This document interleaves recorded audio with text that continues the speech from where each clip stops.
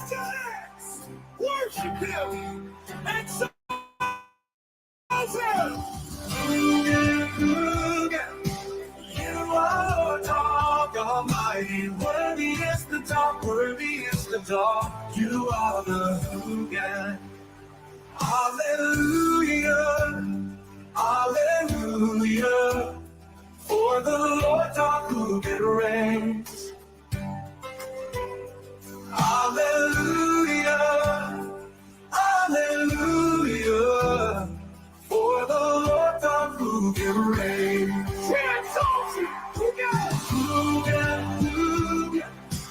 You are God Almighty, worthy is the dog, worthy is the dog. You are the Hoogan. You are Lord God Almighty, worthy is the dog, worthy is the dog. Amen. We exalt you, Hoogan. Hoogan, Hoogan. You are Lord God Almighty, worthy is the dog, worthy is the dog. You are the Hoogan. You are Lord God Almighty, worthy is the dog, worthy is the dog. Amen. Hallelujah, hallelujah, for the Lord God Almighty reigns. Hallelujah, hallelujah, for the Lord God Almighty reigns. We exalt you, Hoogan. All the Pharaoh children sing, glory, glory, he reigns. All the Pharaoh children sing, glory, glory, he reigns. Hoogan, you are Lord God Almighty, worthy is the dog, worthy is the dog. You are the Hoogan. You are Lord God Almighty, worthy is the dog, worthy is the dog. Amen. We exalt you, Hoogan. We exalt you, Hoogan. We exalt you, Hoogan.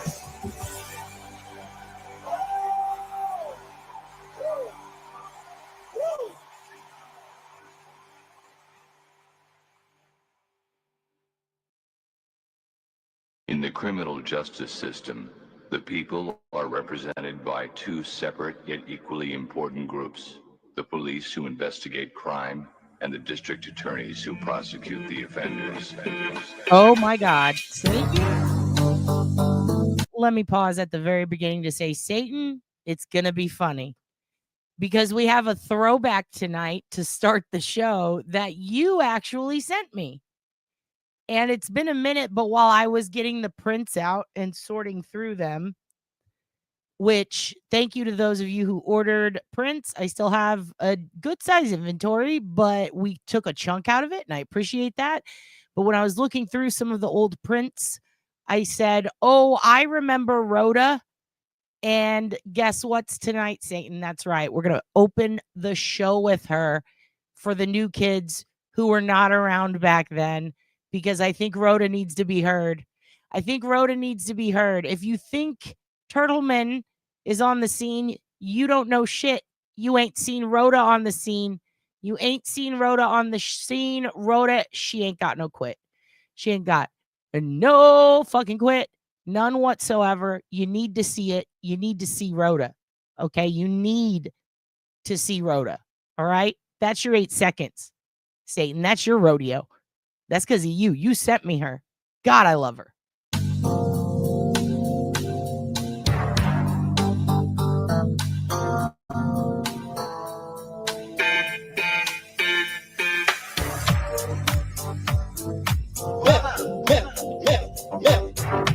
That's assault. That's assault. Break that up.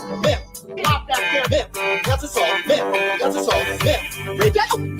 Break that up. Pop that chair here. These people are going to eject you from this line. That's assault. That's assault. It is. You cannot touch me like that. Oh, I will be telling you exactly what happened. Break that up. Break that up. These people are going to eject you from this line. That's assault. That's assault. We have video. Well, no. I mean, nothing's as good as the stick video, Rizverse. Come on. It's a fucking plumb awesome stick. we're talking about. I will be. Oh, God, I did it again. Excuse Spoiler. me. That's assault. You cannot touch me like that. Break it. Break it. Break it. Break it. Break it. That's break it. Break it. Oh, I will be telling you. Break it. Break it. That's assault. That's assault. That's assault. Oh my God. That's assault. Stop that chair here. We have video for just these people. You know, Mary, you could say that. You could say she is Mary Tyler Moore's Rhoda. She's like her. She's definitely like her. You're gonna love Rhoda. I can't wait to show y'all Rhoda. To eject you from this line. Out of that show, I will assault. It is incredibly appropriate. I will. You cannot touch me like that. That's assault. Break that. Stop that chair here. Man, you cannot touch me like that. It is incredible. That's assault. Break that. That's assault. Break that. Stop that chair. Man, stop that chair. Man, stop that chair. Man, these people are going to eject you from this line. I believe it. That's assault. Break that. Break that. Oh, I will. That's assault. That's assault. Oh, I will be telling you exactly what happened. Stop that chair here. That's assault. Break that. You're about to see Rhoda. Oh, you're about to see Rhoda. That's assault. Break that. Break that. Rhoda was our goddess pre-Rita. Okay, so she's pre-Rita. She might even be pre-Aunt Deb. No, I think we knew Aunt. This might have been from when we met Aunt Deb, your Aunt Deborah, from when she came back into our lives after 23andMe gone awry. After we busted Aunt Deb with 23andMe, and the FBI got to her via genetic genealogy and brought us together for the crime scene that is my channel. That's around when Rhoda came on. Rhoda, she didn't even come on. She came along, all right, via Hudson. Yeah, it's around that time, right? Shit, that might have been pre-Melly. Those were the times. I'll tell you what. When Rhoda was around, oh my God. Oh my God. Yeah, absolutely. You know, the one time I did play George Carlin, I got a copyright strike. Rhododendron, that is a good orchid joke. Thank you, Grammy Michelle. Grammy Michelle Jesus. These people are going to eject you from this line. That's assault. That's assault. It is. You cannot touch me like that. It was pre-Punch Master. It was before Grant. Eject you from this line. It was before Grant attacked Jessica Machado, which, by the way, speaking of her, we're going to talk about her tonight and something that she's been following that has intrigued your dad. I am fucking mouth agape, mouth agape. My God, she's a really great journalist, dude. She's uncovering some shit, and I know that a lot of you guys don't have X. And I know Brian LTL has covered it once, and I know that she's covered it on like 2 or 3 podcasts. And we're going to talk about some shit. Oh my God. It's a case that she put on Twitter, and she had a whole thread about it. And I'm going to show you guys, for those of you who don't have X. It's insane. But let's get back to this, and then we'll do Rhoda, and then we'll get into that, okay? It's going to be a crazy one tonight. That's assault. That's assault. We have video of her just touching. Out of that show, I will be. Excuse me. Excuse me. That's assault. Stop that chair. You cannot touch me like that.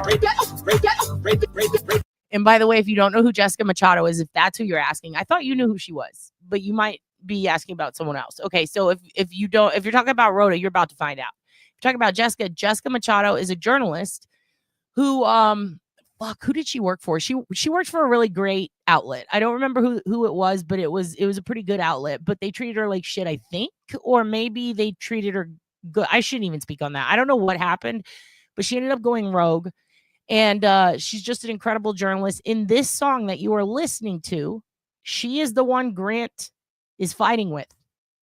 She is the one he's saying, you know, you will be ejected from this line. He's yelling at Jessica, and she was just minding her own goddamn business. Not bothering no one, not causing no problems, not causing a stir in the community, whatnot. Nope. Minding her own fucking business, holding her chair, waiting in line like she should, holding the exact computer that your dad uses when he writes. And she's standing there. She's got her red HP ready to write, ready to do courtroom shit, ready to do reporter shit. And he comes up and he accosts her. He puts his hands on her. Yeah, it's Jessica. Yeah. So she's plumb nothing, not doing plumb nothing. She ain't doing nothing to bother no one in the community. Nothing. Don't be, hey, good night, but don't be bummed. Don't be bummed. It's going to get better. It's going to be better. Is the juice loose here? Maybe. Who's juicy? Who's juicy? What happened? Who hurt you, Christina? You go to sleep, but I hope you're okay. Get your rest, honey. We'll be here tomorrow. Don't worry about it. We'll be here for you tomorrow. But yeah, he fucking assaulted her. And then he called Turtle Boy a rapist. And he went crazy. And then we wrote this song. And then Dad's boyfriend made this. And Christina, we hope you're okay. I hope everything's okay. Did I miss something? I hope she's okay. All my bad bitches are here in one place. Well, as long as you got your bad bitches. As long as you have your bad bitches, you're going to be okay, I think. Don't be bummed, though. It's going to be everything's going to be fine. But yeah, this whole situation that led to this song that you're hearing right now started and ended with Jessica Machado standing her fucking ground, not putting up with his bullshit. Grant's bullshit. She has to go to sleep because of work. Oh, it's okay, hun. Don't worry. I'll probably still be going by the time you fucking get up for work. I'm just kidding. But you need your sleep. Ernie, you're moody. Take a gummy, honey. Take a gummy. It'll be okay. Turd Ferguson? Okay. Turd Ferguson. Anyway, we're going to talk about Jessica's reporting today. Here we go. Oh, I will be telling you. That's a song. Flop that. That's a song. Flop that chair here. We have video for just how these people are going to eject you from this line. Out of that show. I will be song. It is incredibly offensive. I will. You cannot touch me like that. That's a song. Flop that chair here. Man, you cannot touch me like that. It is incredible. That's a song. That's a song. Flop that chair there. Flop that chair there. Flop that chair there. These people are going to eject you from this line. That's a song. Oh, I will man. That's a song. Oh, I will. That's a song. Ernie, what did we talk about? We said do not confess to your crimes on this channel. You do that by calling in to the Obology line, okay? You don't confess to murdering someone in 96 on the chat. You want to call the anonymous line, please.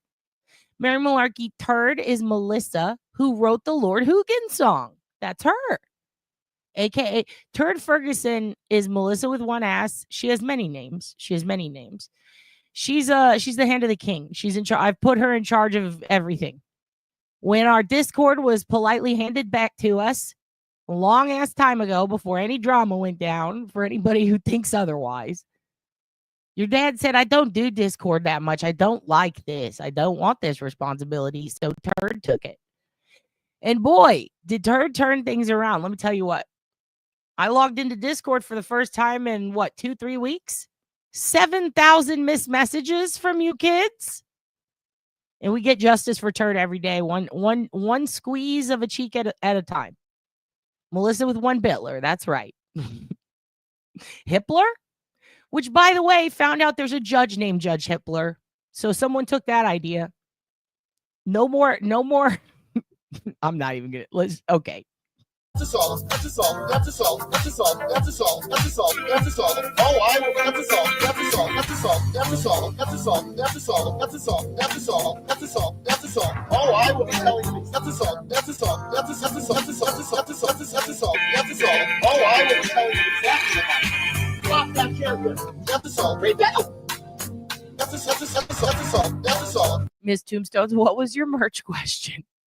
Because I didn't read it. I said, I think I went in there and I said, you guys, that's too much. And then I left.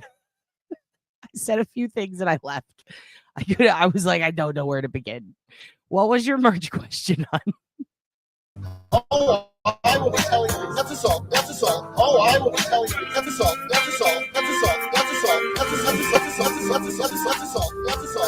I will. That's a song. And hello, Amy Thorpe. Welcome back, Amy Thorpe. Nice to see you, hun.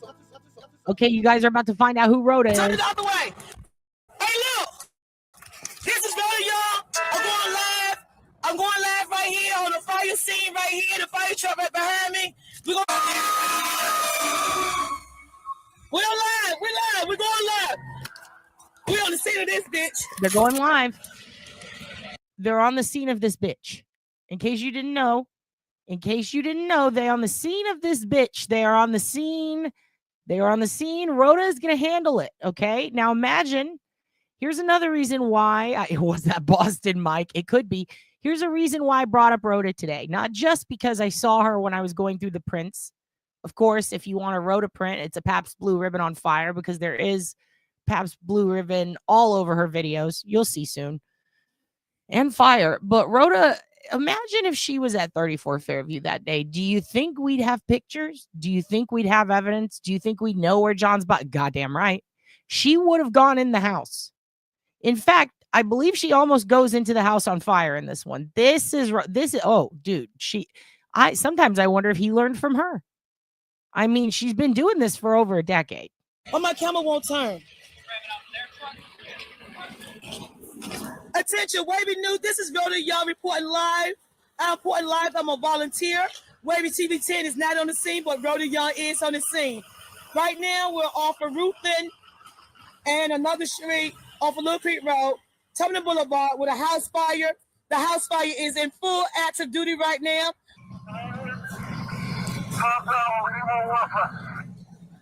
Oh, sorry. My bad. So I got caught. Y'all.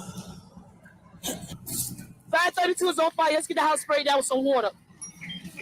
Immediately, she knows what to do. Hey, it's on fire. Let's get the house sprayed down with some water. Get the house sprayed down with some water. Where does this happen? My question is, where doesn't it?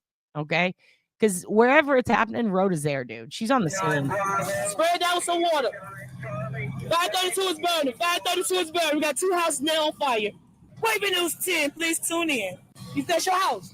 Which one? That's your house. Oh, God bless you. It was in the car. Huh? It was in the car. Oh, it was. My house caught on fire. I need to be here too, because you know. This is the Pabst Blue Ribbon, the pants from Trailer Park Boys, Ricky's pants. And I got to be honest, I kind of love that he said, hey, my house is on fire. Let me grab a sixer real quick. I'm going to grab a sixer from the fridge, and then I'm going to leave the house. Okay. So he grabbed a 6-pack and he left. And he's giving Rhoda the interview of a lifetime. And she's showing empathy, love. She's blessing his heart. But she's getting the info. Okay? This is a hell of a video.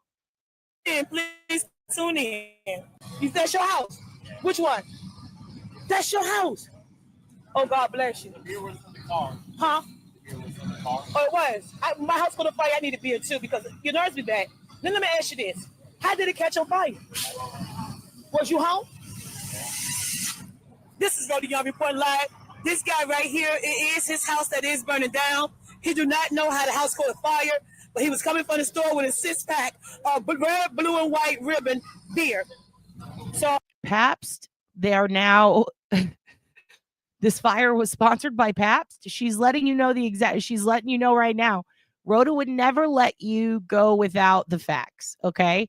And for those of you who that is fair enough. I thought, hey, could that be a Tecate? What is that he's drinking? I didn't know. And guess what? Dumpster juice. Guess what, Megan? It's not. It's Pabst. And she's letting you know. Hi, Darlene. Remember Rhoda? Oh, we back on that Rhoda shit. Here we go. So PBR. We got electrical wires falling right now. Everybody stay clear. We got electrical wires coming down. Oh, shit. Fuck. Oh, shit. Fuck. Let's get out of here.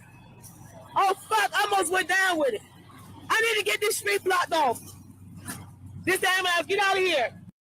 This ambulance, get out of here. I need to get this street blocked off. She's telling the ambulance, get the fuck out of here. I got shit to do. I need to get this street blocked off. Call Virginia Power. Shut off the power. Thank you. We have a house. She is in Virginia. She's saying, call Virginia Power, get the power shut off. She told them what the fuck to do.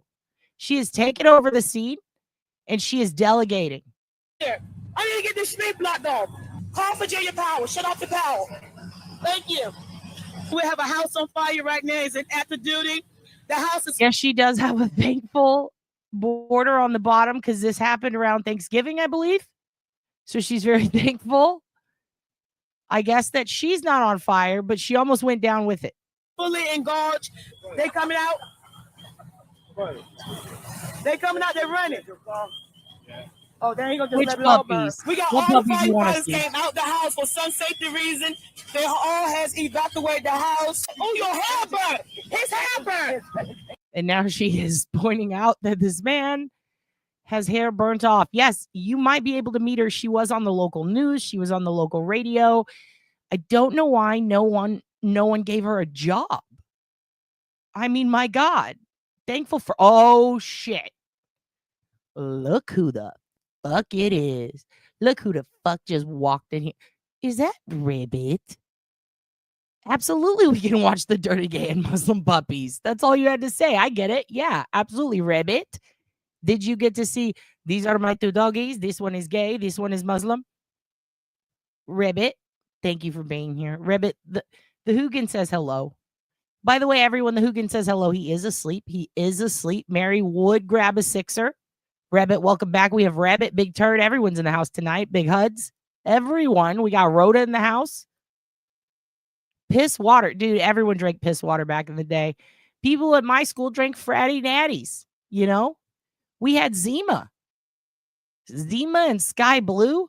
Oh, my God. Remember Fuzzy Navel? Oh. Oh, his face burned. So you was really close to the fire. Yeah. Okay. You was really close to the fire. I love the way she says it. She says it with empathy and respect. I love her so much. Oh, his face burned. So you was really close to the fire. Yeah. Okay, no, don't get your hair. Don't hit me now. Don't hit me. Okay, I will, baby. But don't hit me. Because I'll fight back. I love you. I love you. Give me something, baby. I love you. Okay, give me. Okay. Yeah, dude. Zima. I'm an old bitch. Zima was the shit. And it was fuzzy and white. It was very, or what do you call it? Like a cloudy.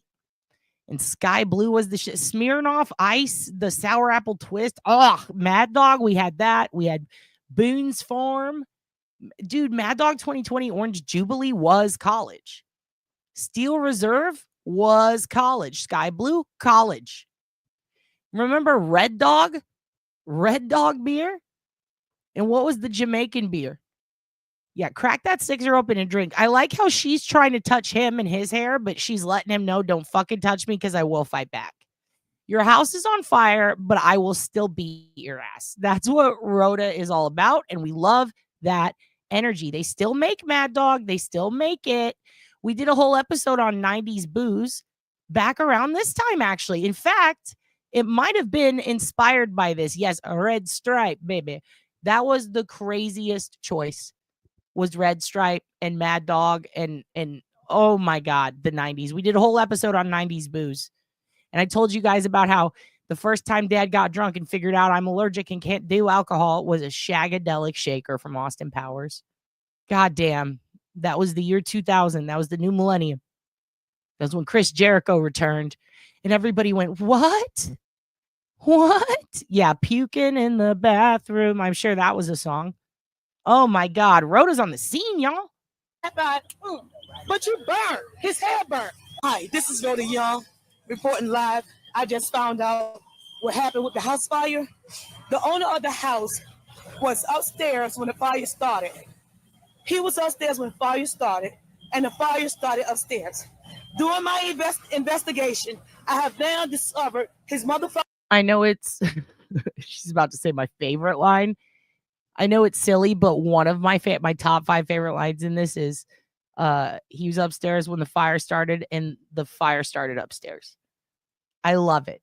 I love it. It's like, tell me this in 2 ways, please, Rhoda. I don't understand. Now discovered his motherfucking hair was on fire and his parents is burnt off his damn leg. So he was right there when the fire started. And he got a 6-pack of goddamn PBR. and his motherfucking hair was on fire. Imagine her being on the news saying this. I just discovered his motherfucking hair was on fire. He got a motherfucking six-pack of motherfucking PBR, and then he made it out. Jesus Christ. Burnt off his damn leg. So he was right there when the fire started. And he got a six-pack of goddamn PBR. So now I got to figure out how the hell he started that damn fire. I ain't no damn joke. This is Rhoda Young reporting live for Waving. Notice how immediately she has determined he started. Now I got to figure out how he started this goddamn fire. Thank you, Rhoda. Thank you. And she gives a call sign and then immediately cuts to her being back. Oh, I love her. I mean, we loved her so much. We made merch out of her. Imagine her at 34 Fairview. You say your name is motherfucking Proctor. Well, I'm motherfucking Rhoda. What the fuck are you doing? Why ain't you measuring shit? Why aren't you taking pictures? How long you been around, baby? Like, could you imagine her just talking shit to Proctor? I would pay so much goddamn money. I want her to narrate. You know what? I'm going to reach out to her and show her the Karen Reed trial. What if we can get Rhoda on talking about Karen Reed and we just introduce it to her and say, who did it? I'm on the scene. I found out how the fire started. Okay, I can let you know what you're doing. I know where the fire started. Immediately goes and snitches. Oh my God, Rhoda. She just went right up to this firefighter. You want to know where the fire started? She's about to snitch on that man. And all he has left is PBR. And she's ready. She's like, he did it. I did an investigation for the fire. I found out how it started. Wait to calm down a little bit, dog. I'll be around. Yeah, I got you. Appreciate it. You got you. I did an investigation while y'all doing this. I did an investigation while y'all are doing this. Dude, she's dry snitching. It's so dry, her snitch, that it has caused another fire. Once again, that's the owner. Drunk as a motherfucker. Once again, that's the now. Do you see how this escalated from what's going on here? It's a fire. What's the address? Who are you? Oh, it was your house. Oh no. Is your hair burnt? So you were close to the fire? Oh, you were in the room when it started. Oh, okay. So you grabbed a six-pack. Okay. So you started the fire. Then she immediately goes over, says, by the way, if you want to know who started the fire, I know who started the fire. I was busy investigating while you were doing this. What were they doing? What she told them to do? Adding water to the fire to put it out. And yet, now she's accusing them of not doing enough because Rhoda has already solved it. Oh, I've seen it. That shit is hilarious, actually. It is hilarious. They are very funny. I do like Hannibal and Monty. So I started my fire. She has already solved it, and she's letting them know I fucking solved it, and now she's going to let you guys know. Because what I also love is she treats the camera like real world. Like, this is a confessional, and no one's going to see it. We're all seeing it, hun, and we love it. That's why y'all doing this. Once again, that's the owner. Drunk as a motherfucker. Done burnt down the whole fucking house. But no, the telescope is coming out, y'all. From Norfolk Naval Station, telescope is coming out. Arrested. I give the facts at this point. Let them know they got somebody in custody.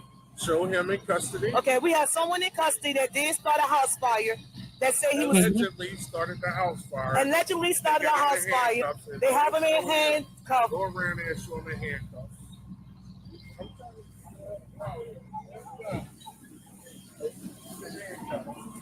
Everybody is really mad at me. I don't know why. Okay, that is my third favorite thing she said. The first was dry snitching. The second was the thing about he was up there he was. This is my third favorite thing.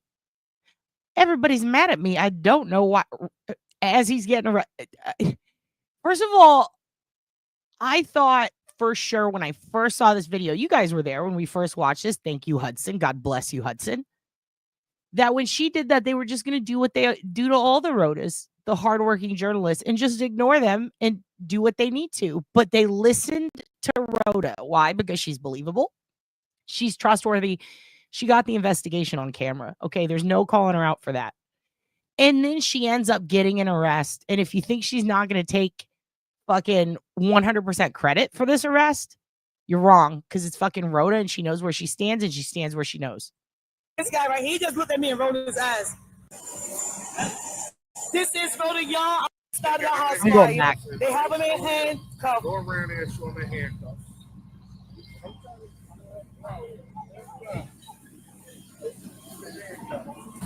Everybody is really mad at me. I don't know why. This guy. That should be a shirt. Everybody is really mad at me, and I don't know why is going to be our next shirt. It's coming tonight, y'all. I'm making it.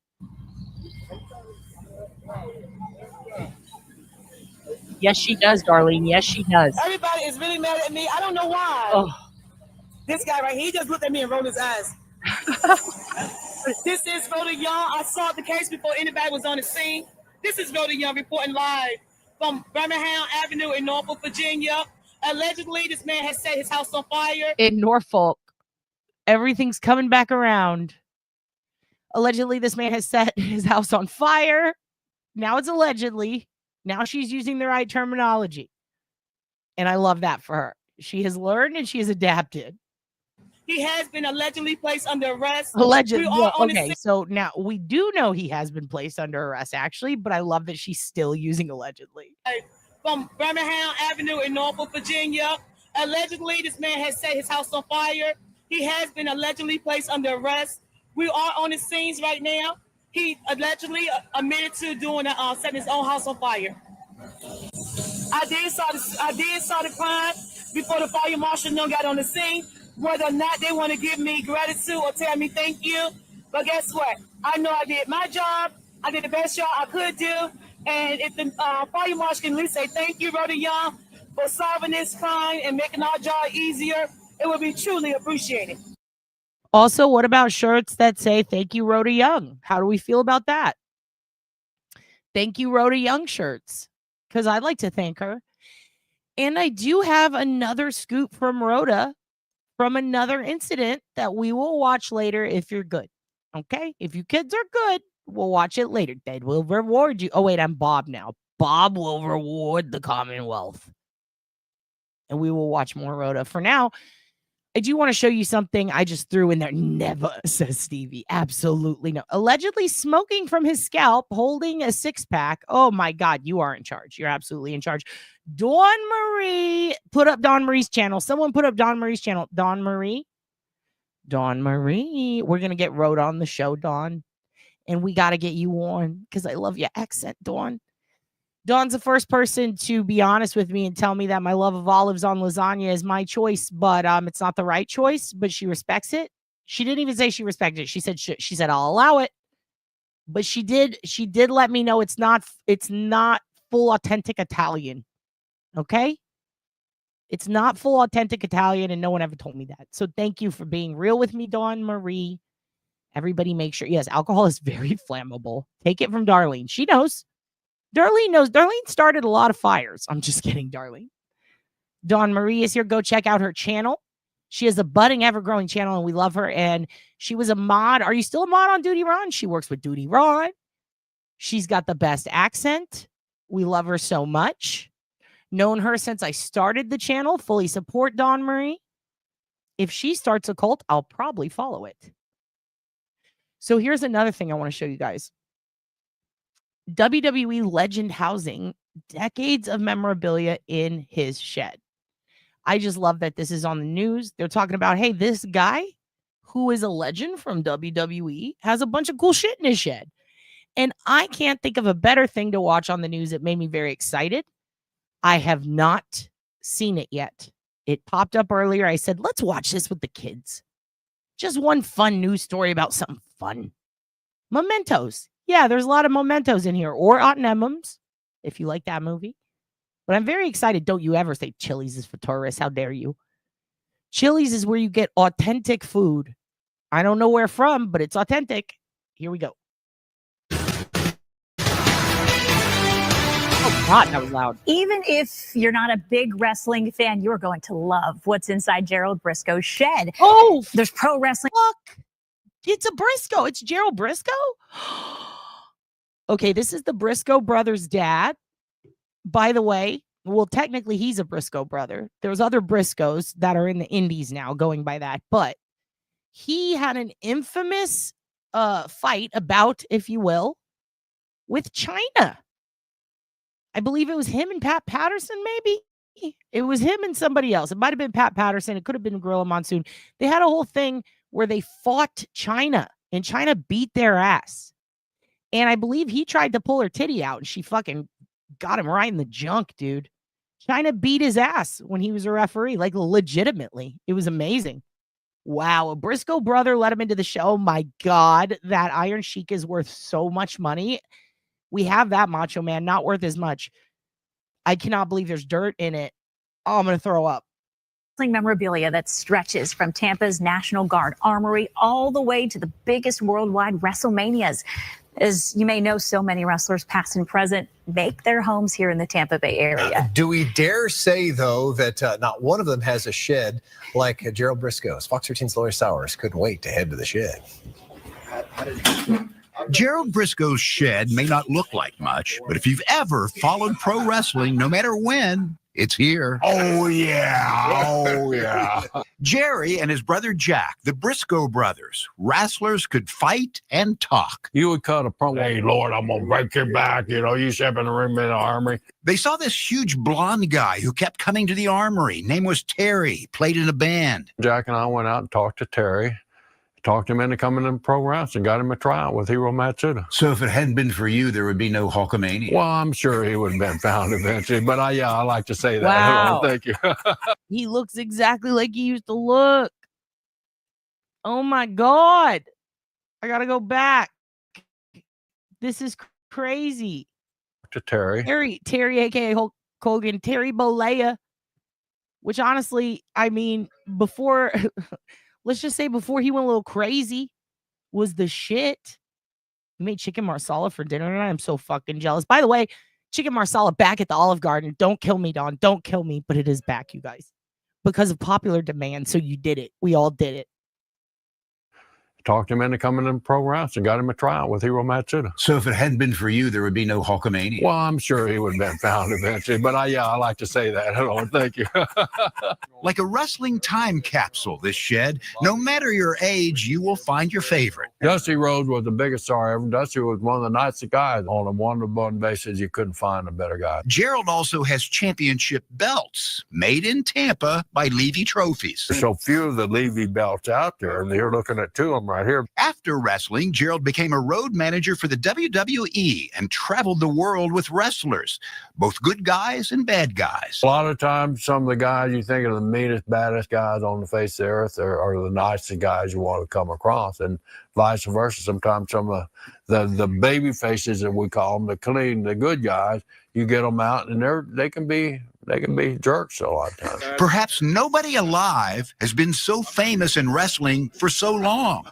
Even now, people come up to Gerald. People from all over the world. I'm an old man. I haven't been on TV in a long time. They come up to me and say, hey, I remember when you wrestled these guys here.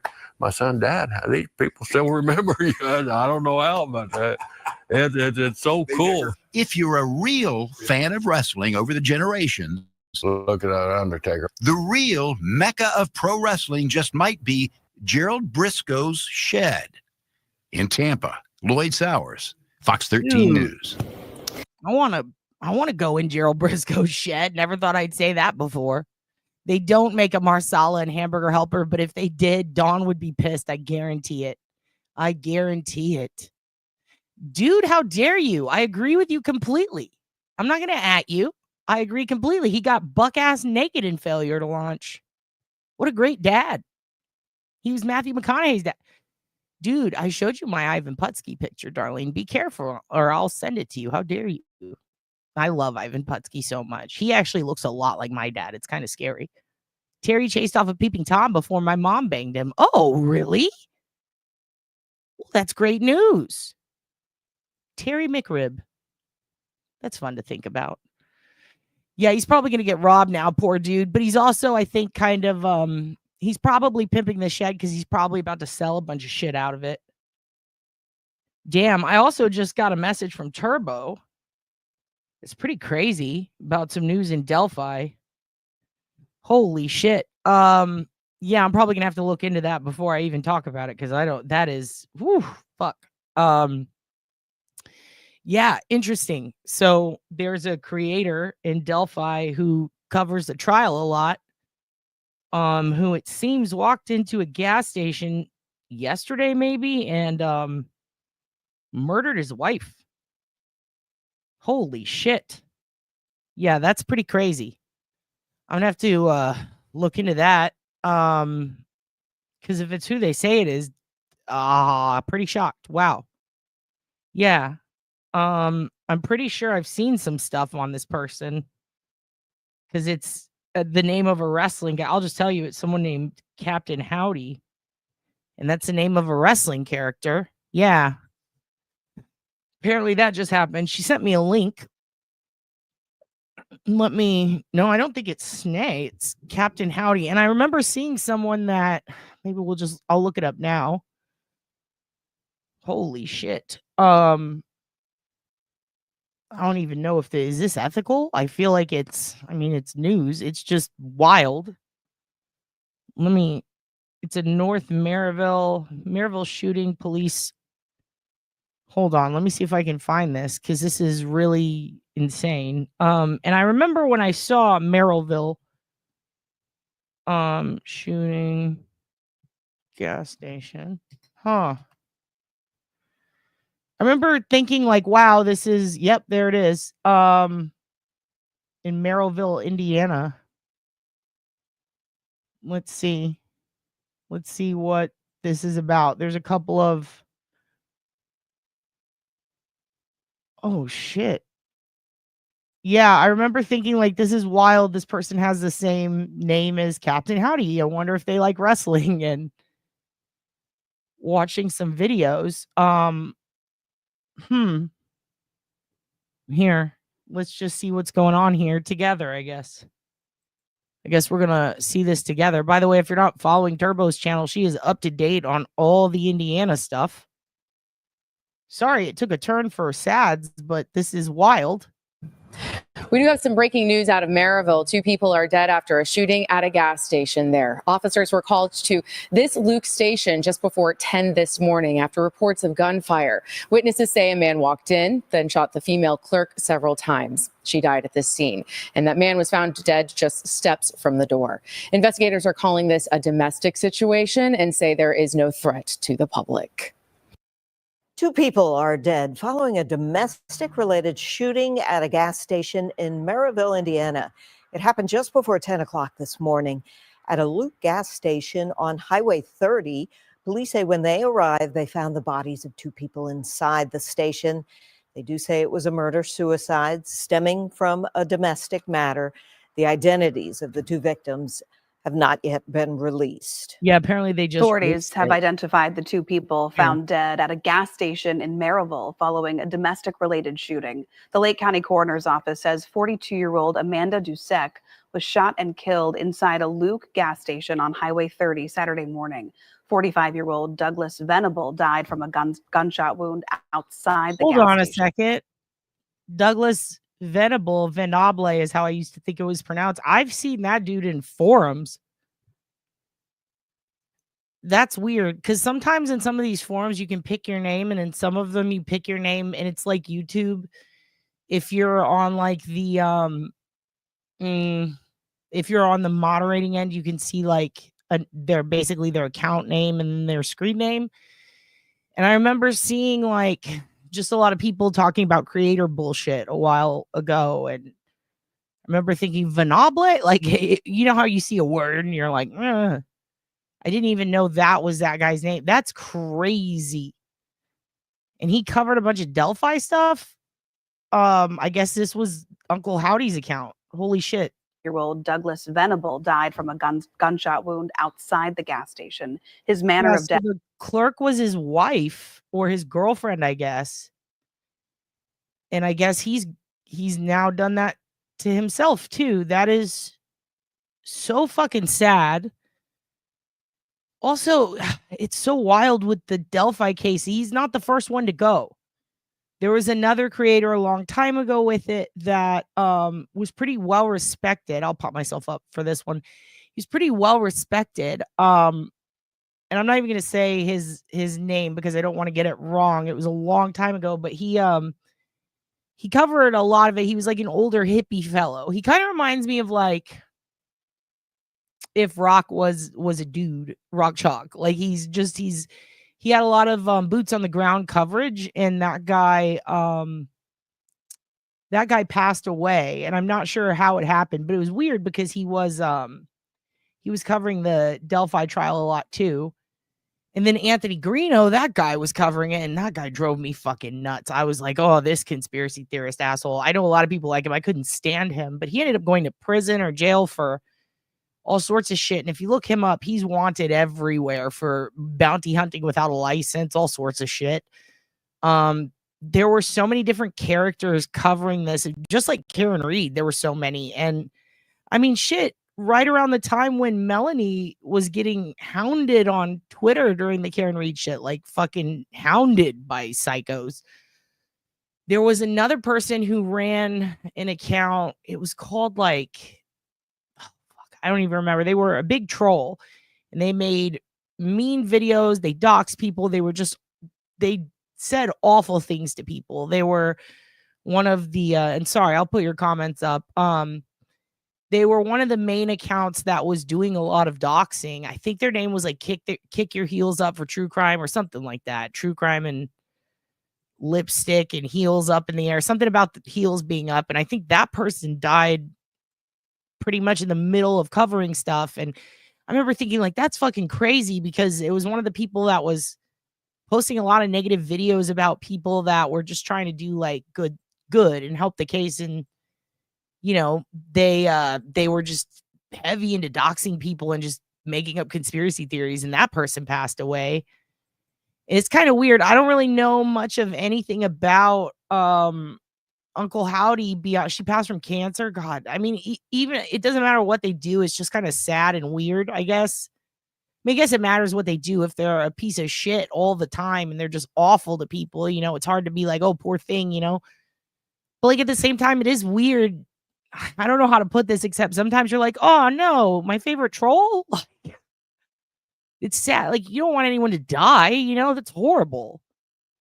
And I need to go back and look and see. I can't remember I don't remember what kind of coverage Uncle Howdy did or whatever, but I remember the name because it's a name after one of my favorite wrestling factions right now. And I thought, that's interesting. Now this person, Uncle Howdy, is in the mix. And then now this has happened, and it seems that that's his partner, and he just went in there and did that. And apparently he had enough breadth or reach in the community where people are like stunned right now. Old Douglas Venable died from a gunshot wound outside the gas station. His manner of death is pending. Police say the shooting was a murder-suicide stemming from a domestic matter. Wait, how is his manner of death pending? I mean, it's pretty obvious, right? His manner of death is pending. Police say the shooting was a murder-suicide stemming from a domestic. Well, how is his manner of death pending if it's a murder-suicide? I mean, that is did I miss some? Let's go to before that. Did I miss something here? Douglas Venable died from a gunshot wound outside the gas station. His manner of death is pending. Police say the shooting was a murder-suicide stemming from a domestic matter. Autopsies will be performed on Monday. Well, there you go. That's wild. Also, it's pretty wild to say manner of death pending after saying the guy shot himself. What? It's crazy. All right. Well, thank you, Turbo, for the information. Jesus. That's wild. That's wild. I did not expect that. Okay. So back to scheduled programming.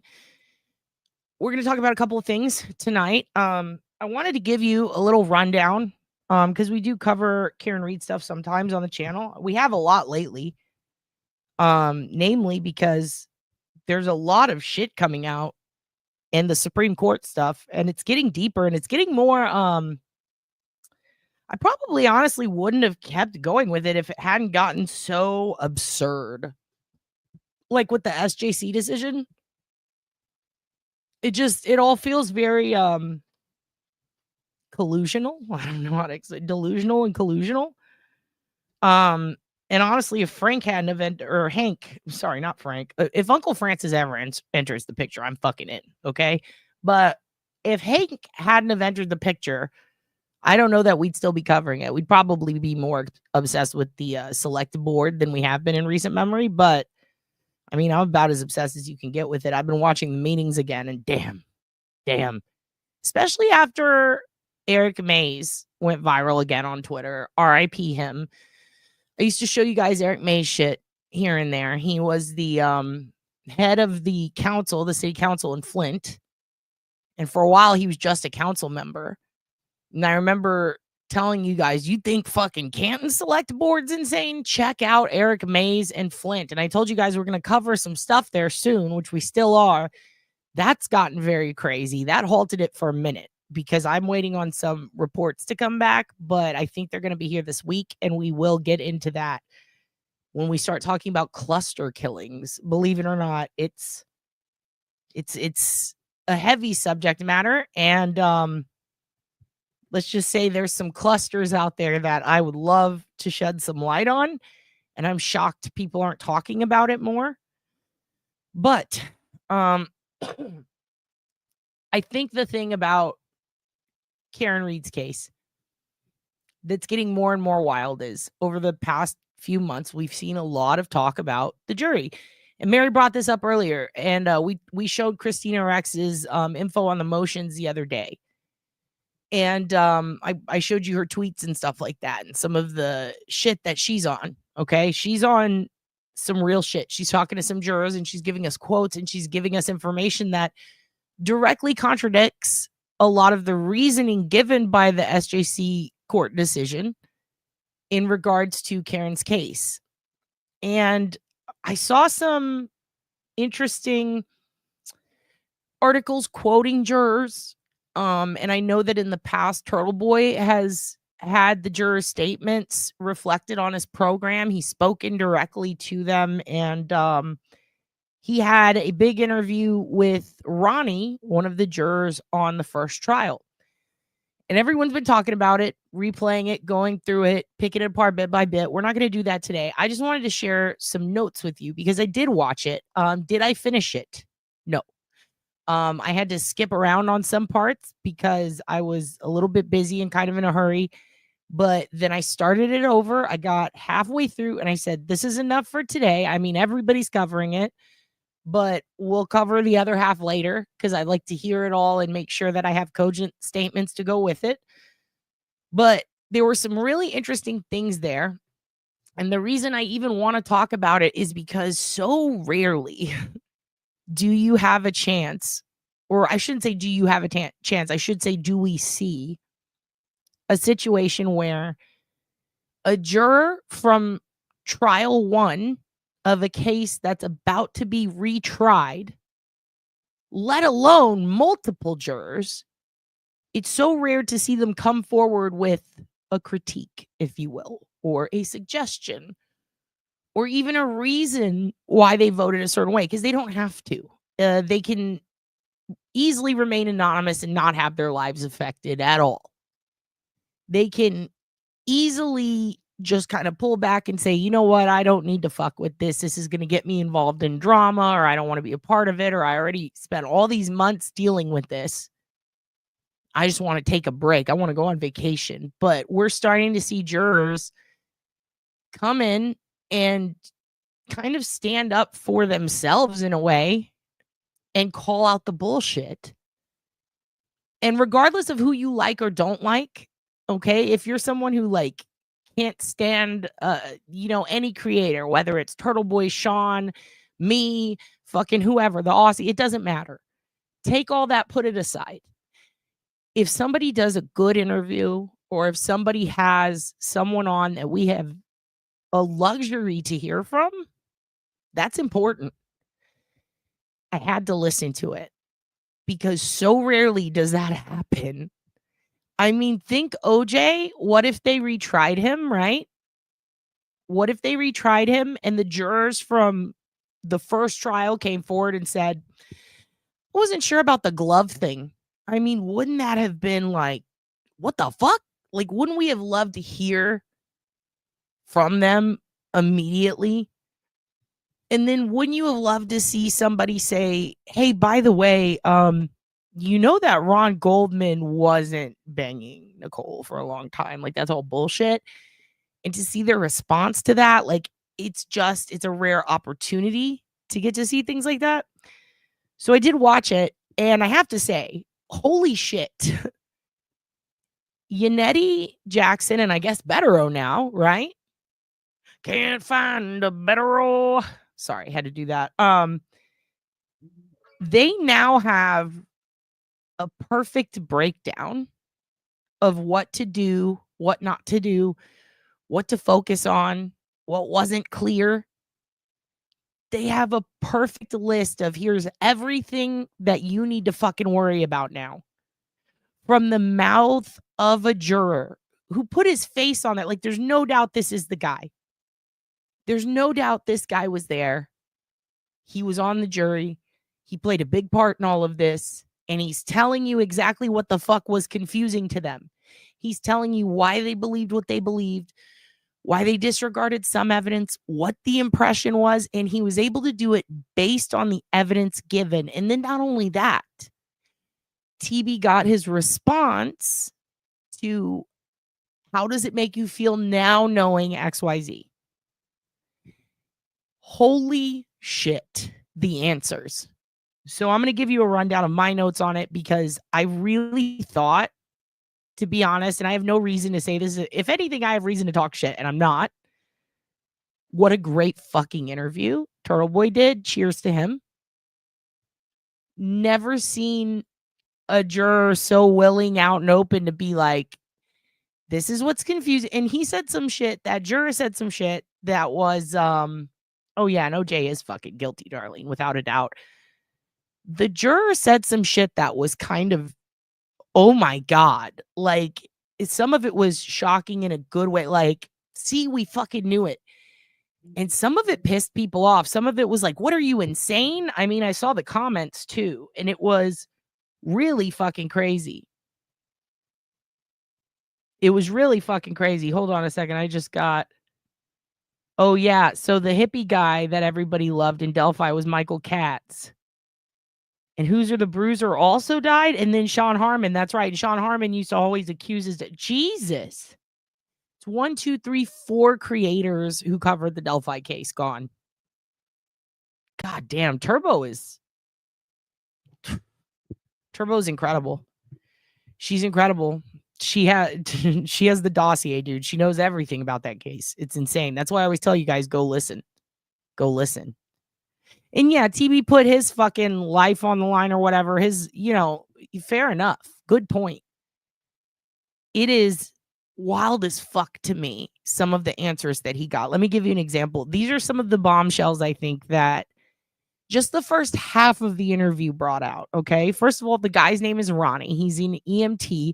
He's of Asian descent. So remember how everybody was like, oh my God, when Matt McCabe said the Asian house, the Asian juror looked weird. I remember that was like, he looked upset or he looked confused. Like, turns out there were 2 people of Asian descent on the jury, and Turtle Boy straight up asked him. He was like, how did that make you feel? Like, did you get irritated by that or was it okay? And he said, basically, he said it didn't bother him, that he saw it as a descriptor and not necessarily something racist, but that others may have found it that way. I think the implication, Dennis System, in my opinion, meaning that the other guy or girl may have been irritated by it, but it didn't bother him. That was very interesting. And I think that was a question everybody was dying to know. Because should the defense do that again? Should they focus on that at all? Should they even slightly bring it up? Is that something that's going to play well for them? Look at this guy kind of said a racist thing. Is that going to help or hurt Karen? Does it matter? Did it affect your judgment of her or of Matt or of any of this? That guy said no.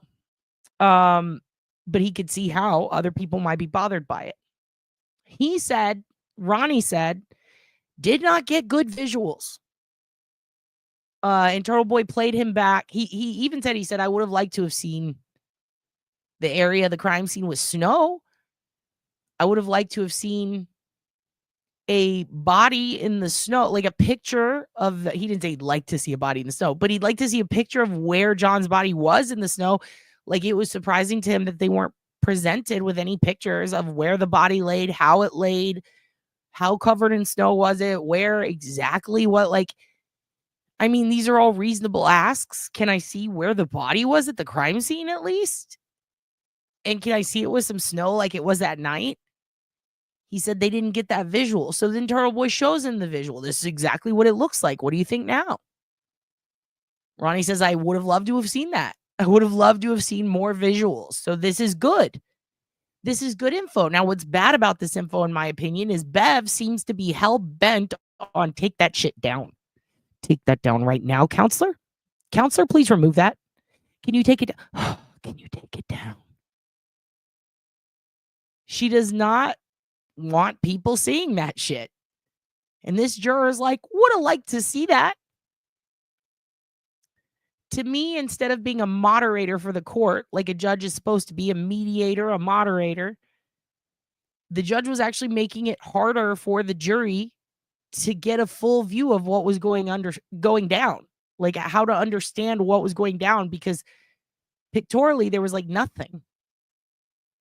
There was nothing. It was hard for them to, what do we have to fucking imagine this shit now based on confusing descriptions?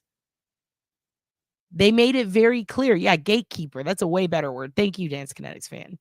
And yeah, she was useless, Pat. She was useless. They said that, yeah, he said, I would have liked to have seen more visuals. Here's another thing. Didn't find Lucky very credible. Holy shit. Out of all the things in that kind of threw me for a loop. What? Lucky? Yeah, I love demonstratives too. I'm a charts and graphs girl. Yeah. Me too, Ipsy Dixit. What a great interview. What a great, I'm glad to hear it. I'm glad to hear from a jury, like not a quote in a paper of what the jury said. You know, I love to hear direct. This is the juror. This is who said it. And see, look at everybody's kind of stunned by that, right? Weren't you even more shocked when he said why? Because here's the thing. I know a lot of people, and I agree, Ryan, I know a lot of people feel that way. How did they not trust Lucky? Well, wait until I tell you. Because he did make a good point. And I know I said the other day, like when I was talking about the SJC, I'm not going to backtrack. I still stand behind my statements. They asked a very direct question. The counselor could have just said, no. No, I don't have that to back it up, instead of giving him something shitty. Or, you know, no, that didn't go down that way. But instead they beat around the bush. They never gave a real answer. And I stand by that. I think that could have affected some of why the SJC got away with saying what they said. And why is it fair? No. Do I agree with them? No. But does it kind of make sense once you go back and review it? Yeah. Here's the thing.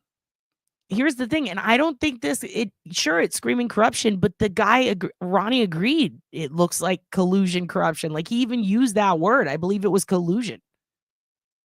And so one of the things that I thought Ronnie said that, okay, that makes sense now.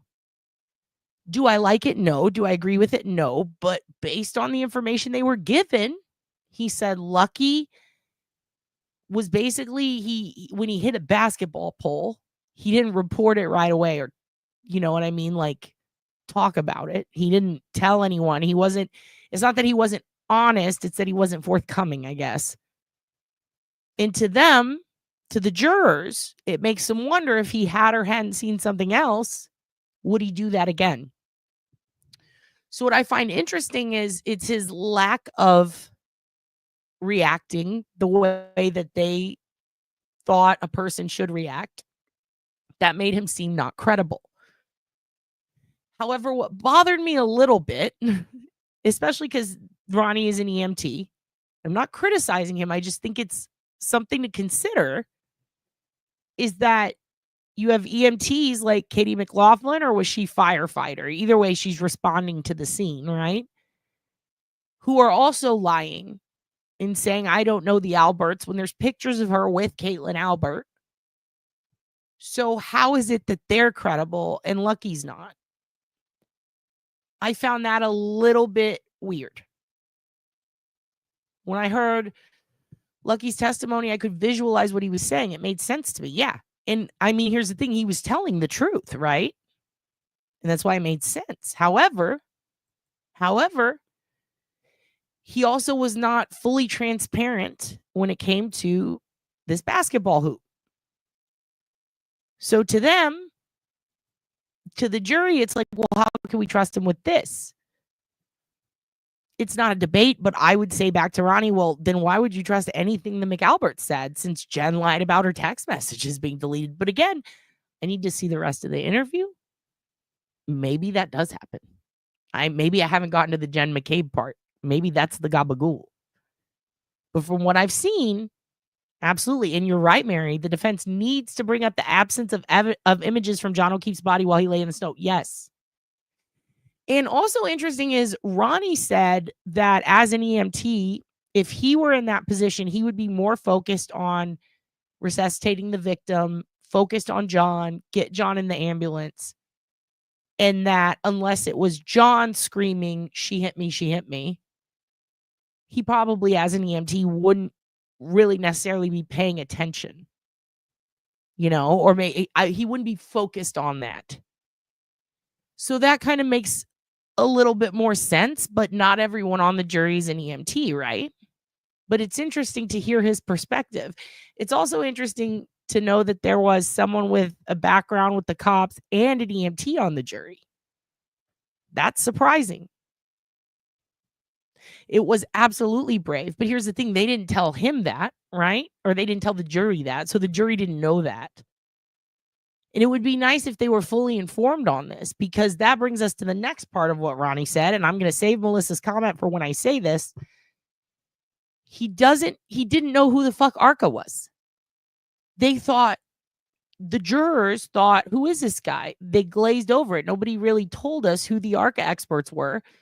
And he even says, so we thought, what is this guy? Insurance? Where'd they get this expert? It could have been you. It could have been you. He even made the comment, it could have been you, Turtle Boy, paying for it. But he wasn't saying literally like we thought you were. I think Turtle Boy did take it that way, but he was just making the point it could have been anyone, right? He wasn't saying Turtle Boy specific. He's saying it could have been anybody who paid for these experts. But because they didn't tell us, we just presumed it was someone paid for by someone involved with the defense to sway the jury. So he had no idea they were FBI guys, the ARCA experts.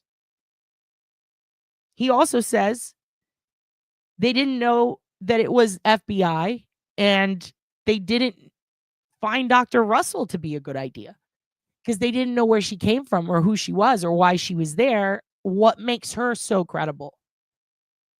And then the Lucky thing.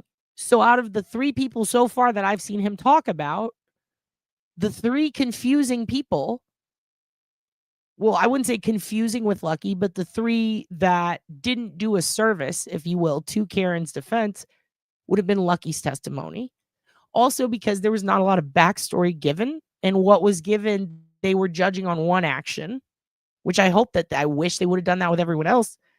But the experts that confused them seem to be the most qualified experts and just happen to be the 2 that Hank is trying to get kicked the fuck off. How fascinating is that? Makes me wonder if part of Hank's strategy has been paying attention to this kind of shit. I wonder if they spoke to a juror also. Are they allowed to? I don't know. I feel like that would be more collusion. But Dr. Russell and Arca seem to be the 2 that confused the jury the most. And he didn't know they were FBI. And he was pissed off finding out they are. Not his exact words, but he did say like, wow, that it would have been nice to know that. They should show that more. No one has given me an acceptable answer about why the Crash Daddies needed to build a cannon to throw a glass with the strength of a man. Because it's fun, Melissa. You saw him smile because it's fun. It's fun and it's being paid for. If you could build a cannon, a potato cannon to shoot a car, call it your work and charge the Commonwealth, wouldn't you do it? Yeah. They are. I mean, they have a huge fight up against them, but the problem is the burden of proof is not on them. And it was surprising, but then when you consider this is when he tells you why in the interview, why their reaction was what it was, it's hard to fight because you got to remember this is within their scope. This is all they're seeing. So they're not given as much wiggle room or information, I should say. I couldn't imagine serving on a jury, putting someone in prison for who knows how long, only to find out I wasn't told the remaining 99% of the story. Yes. And that's one of the reasons they were hung. And he even expresses that there were vocal people in there who were actually kind of fighting for the opposite. Convictor, convictor, convictor. And then there were some who were like, no, no, no, no, no. It seems to be a truly hung jury, but there were people who were very passionate. And that's interesting. That's interesting to know because it's good to know they cared. But some of them, it's like, why did they care so much? And now that we're starting to find out more about who they were and their backgrounds, it's like, oh, shit. And a lot of people are calling them stupid. I don't think they're stupid. I mean, you could tell he smiled when Turtle Boy talked about how fucking boring Lally was. So they're not stupid. They get it. They were just kind of misinformed or uninformed at times completely. What blew my mind also is what the most helpful and the most important data was, according to him, according to Ronnie, that swayed the jury. That is so important and so good to find out before the next trial because it wasn't what I thought. It was not what I thought at all. It was the text stream data from the vehicle. And the key cycle info was clearly not explained as well as it should have been. In fact, post that trial, Orca,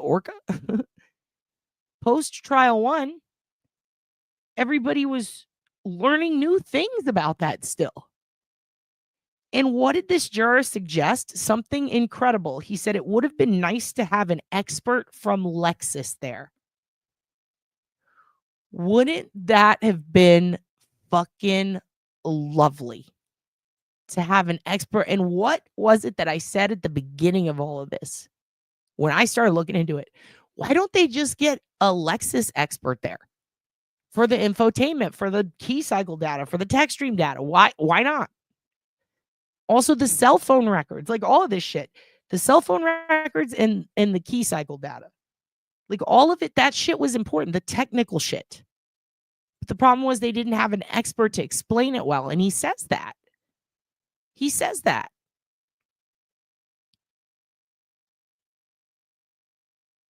He talked about the basketball hoop backing up into it. He might have meant that too.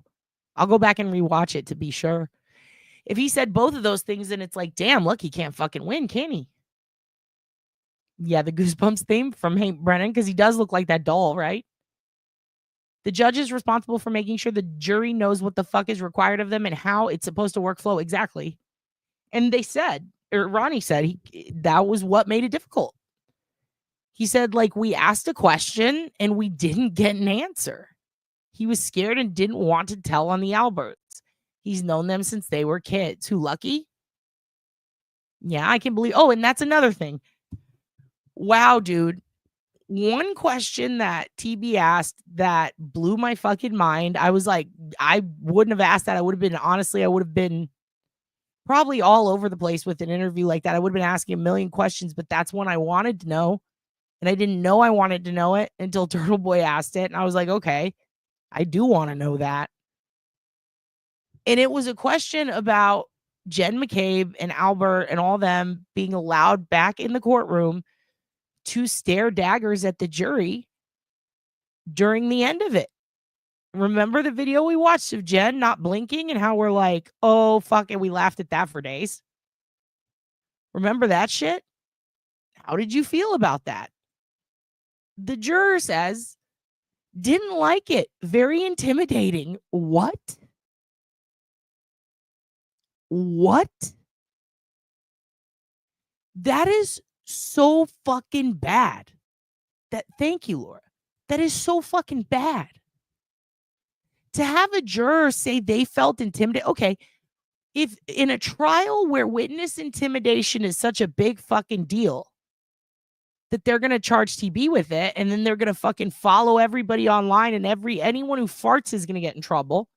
They take Duck Boy to task, get up his fucking ass for having some ducks.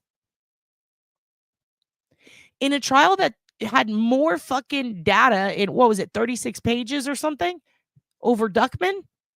Not nearly as much in the real serious cases that didn't involve toys. Oh my God, more than John's case. What the fucking shit is that? What is that? What even is that? That they would allow these motherfuckers who are witnesses to stare daggers directly at the jury. Like, why is that okay? This juror is saying, I felt intimidated. What about jury intimidation? I thought that was a way bigger deal than witness intimidation, right? Isn't that grounds for a mistrial? In fact, it absolutely is. There was one case where a juror was meeting someone in the, I don't remember if it was Indiana or Florida, but they were meeting someone in the stairwell to bum a cigarette off a witness. And the entire trial got thrown out. I mean, in Jessica Chambers' case, there was questions because it was such a small town. Had so-and-so known each other 10 years ago, that could be thrown out.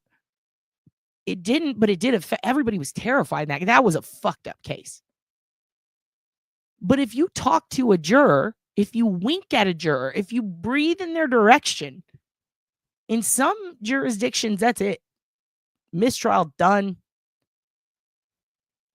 This juror straight up said, I felt intimidated as fuck because they're looking at me funny.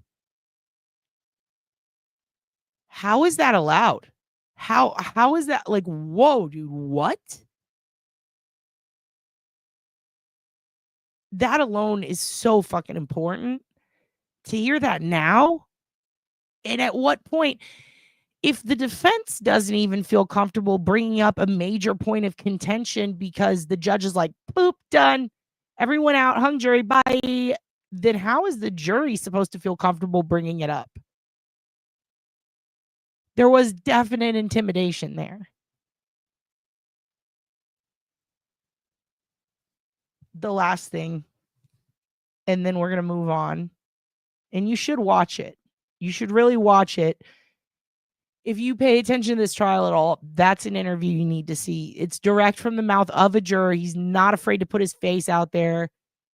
I'm not going to shit on him. If I don't agree with him, so what? I'm not the one who wasted months and months on this shit away from my family, you know? But I will say this is very interesting. The thing that swayed the jury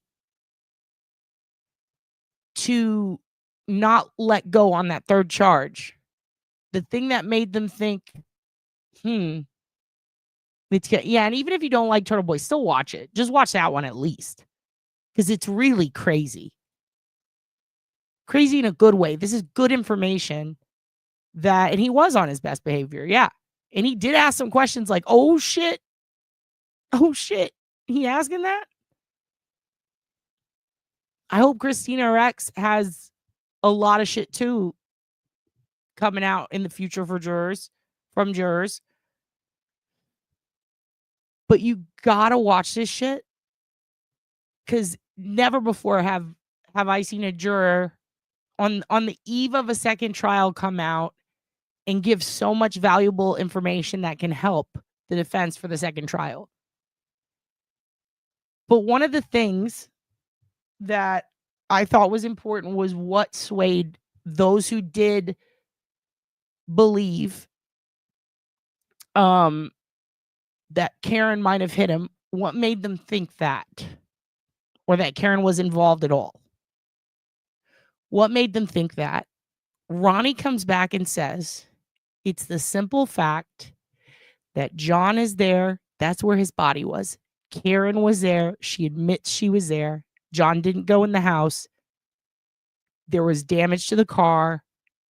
Karen was drunk. Boom. Something had to have happened.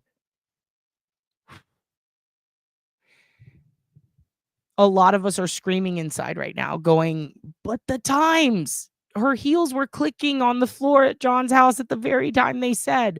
It's not possible to go that fast backwards. Everybody else was lying. How would she know that if she was gone? Mandy Joe, puce is a color that is like a mauve. That's what puce is. Anyway, I thought it was insane because it's like, oh, so putting them there at the same time, her car being fucked up, his body being there, done. And that's when Turtle Boy went into the pure away and the fucking cuts. Like, what? And the juror said it doesn't matter, basically. This is just, we don't know what happened. Marvelous. Love you, Mandy Joe. That's great. Marvelous is actually a way better name than puce because there have been arguments on how to even spell it. Yes, but ARCA just told you that, but here's the problem. They thought ARCA was from the insurance company, possibly. And at that point, in their heads, they could have a reason to be trying to sway us that way. They had no idea it was FBI. If they would have known that, it would have changed everything. And that's what's important. And even if she is a troll, it's fine. She's trying to learn about puce. We'll allow it. We're here to teach the trolls about puce. And if you're not a troll, welcome, Mandy Joe. Today, we're going to teach you about puce. But I'm serious. This is a great interview. It's great to learn why shit went the way it did. Because a lot of people were like, what's wrong with this jury? What are they, fucking idiots? How could they not say not guilty? Look, he's telling you why. And for people who ducked out on the trial early because it was confusing as fuck, I'm sure they 100% agree with him. He's telling you why. At the end of the day, there was a body, there was a car that was fucked up, there was a drunk lady, bada bing, bada boom. So all of that needs to go on record, send it to fucking Yannetti, and they need to figure that out. Because now we know who thought what and why. And it made me feel very good that he reinforced, I'm not a professional juror, yet I have seen 12 Angry Men. Okay, good. Good. He did? Oh, don't spoil it. I want to see that. I didn't get there.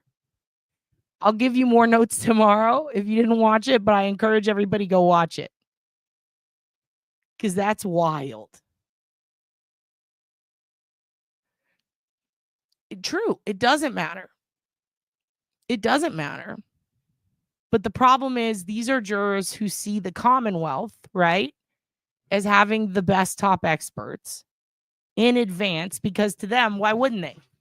And I think that, okay, let me tell you what a difference it makes. Insurance, it's in their best interest to make it look like Karen didn't do it because they don't want to lose money. Insurance companies are the biggest scam artists on earth. They're the biggest piece of shit. I mean, they're the worst. They exist for no fucking reason except to take our fucking money in case something they are to ensure that if shit goes wrong, they have all of our money first, and they make it a little harder for us to get help. Insurance companies are absolute pieces of shit. So when people see an insurance company say, nope, not our fault, it was her, she's drunk. Or nope, not our fault, we insure Toyota, or we insure we're the insurance company hired by Lexus to make sure that it wasn't a Lexus problem. It's in their best interest to go, maybe it was Karen, maybe it was it had to be someone in the house. There's always a reason that's monetary behind them. So I think that when the jury sees someone speaking up in their heads, they could be insurance. That actually makes sense to me why they wouldn't fucking trust him. However, he made it very clear, I think, that if they had known it was FBI, holy shit, that would have changed things. Right? And Turtle Boy let him know. And you could see it on his face. He looked a little like, yikes. Even though he had known that, I think, before the interview. I'm trying so hard not to sneeze. So, yeah, that's what happened there. Just wanted to give you some notes on that and let you know and sway you. If you haven't seen it, go see it. I made it very clear in the past, there are people involved in this case, people who make content for this case who I don't fucking like at all. But if they do a good fucking interview, I'm going to watch it. And there's people that I absolutely love in this case who run different channels and focus on it. And I'm going to watch them too. I'm going to watch it all. But if there's some info on it that is remarkable, like this shit, I mean, it's in your best interest, in my opinion, to check this shit out because of Ronnie. Do it for Ronnie. You might not like what he has to say, but you have to keep in mind he was not informed. And that's the Commonwealth's fault. And he gives really good notes. If somebody like super fucking important gave you really good notes back, I think that it's in your best interest, especially if they know what they're talking about, to take those notes, run with it, apply it, and try to help. Try to help yourself. So I think it's good for Karen and her case to have this feedback. I mean, constructive criticism's great, and that's what it seemed to be, and I really like that. Okay, now we're going to move on because we're going to talk about Susan Harrington real quick, and then we're going to talk about Jessica Machado's tweets and this amazingly wild story that she's been talking about. If I can get a hold of her, I would love to have her on and show her the song live and be like, what do you think? But also, Papa Mike, Uncle Mike, Mike the Young Jerks. For those of you who've been following that, he announced the other day, and hi, Noelle. I see Noelle's in here.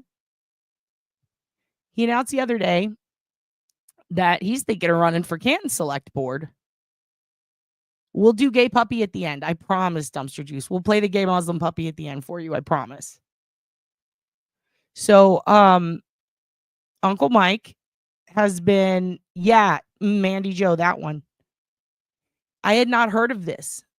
And I went back and after I saw her tweets, I went back and I did some research and I found a lot on it that was done like 5 months ago. And it was just on a couple of channels and Brian LTL brought it up and then nothing. And now she's back with a long thread on Twitter with some new info and a promise for a future update. And I am in awe of her. And holy shit, that case is, I'm angry. I'm so fucking angry. Holy shit. So we're going to talk about that.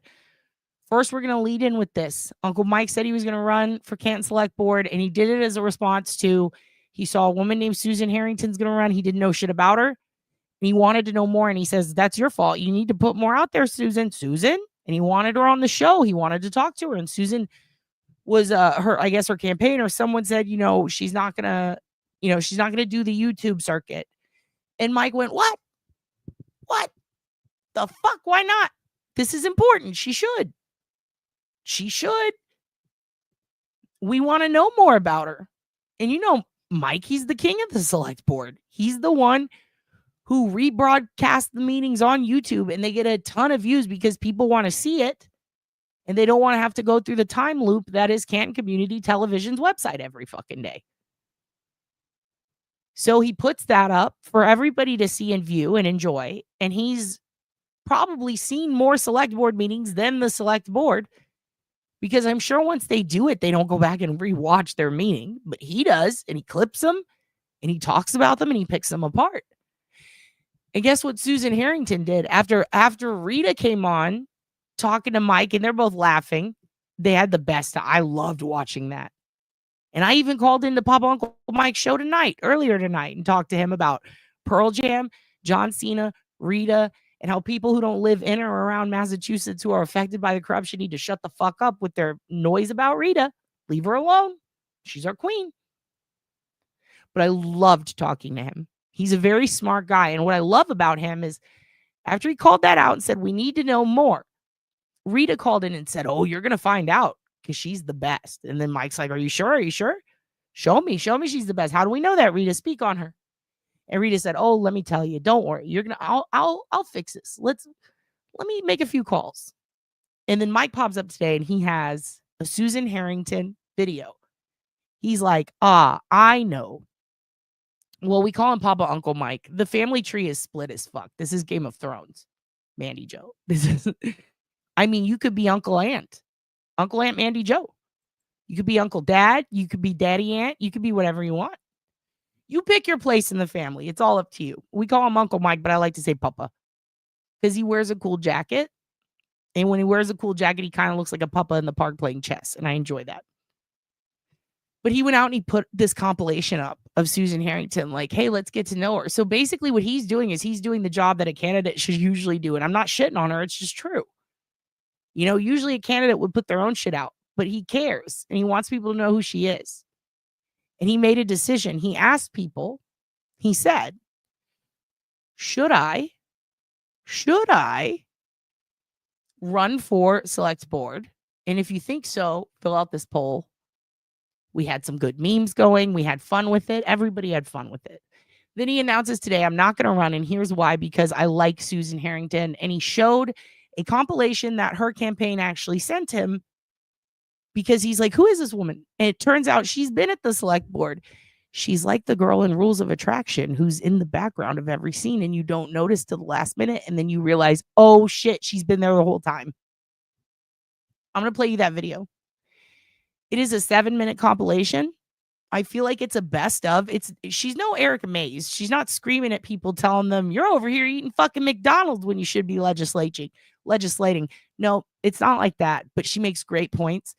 She literally has a backup lady in some of these who is actively live Googling and looking up the results of information to disprove Bob. And I fucking love it. She says, what is Bob the King? Oh shit, Susan. I love it. And now he supports Susan. He's endorsing Susan. Love to see it. Love to see it. Now we got Papa Uncle Mike, Miss Aunt Rita, Susan on the same fucking level. And I was trying to compare her situation, if she wants to go on YouTube and use that as a platform to advocate for a campaign. I talked about the Best Party in Reykjavik and how that comic ended up changing an entire economy and becoming the leader because he held daily YouTube meetings. How she could do the same and she'd probably win. So I'm going to show you on behalf of Papa Uncle Mike because I want to support him and his cause. And we are the select board, BORED. So what happens to the real board, BOARD, directly affects us. We did give IPA, Bridget's imaginary friend, over $2 million to audit the audit of our audit. Now, Frank has been passed out and doing dialysis. So we don't necessarily know the results of that yet. But I do plan on inquiring where those millions went. I have a feeling IPA got a little fucked up. Maybe went to some bars in Dedham. Is IPA missing? I don't know. We'll have to talk to Bridge. But for now, we're going to support. I mean, you don't have to, but if you want to, we don't live there. This is none of our fucking business. But I love select boards. I've discovered this recently. And I love city council meetings. So I'm choosing to support from afar Susan Harrington. I want you to watch this. Yeah, IPA is our certified public imaginary friend. If you saw our PowerPoints done by Frank with crayon, when she had the Marky Mark cut out, it will all make sense. Elaine. Here we go. Check out. This is Susan Harrington, okay? This is who Papa Uncle Mike is getting behind. Therefore, we are behind her. We are directly behind her like The Undertaker was behind AJ Styles. Here we go. Mandy?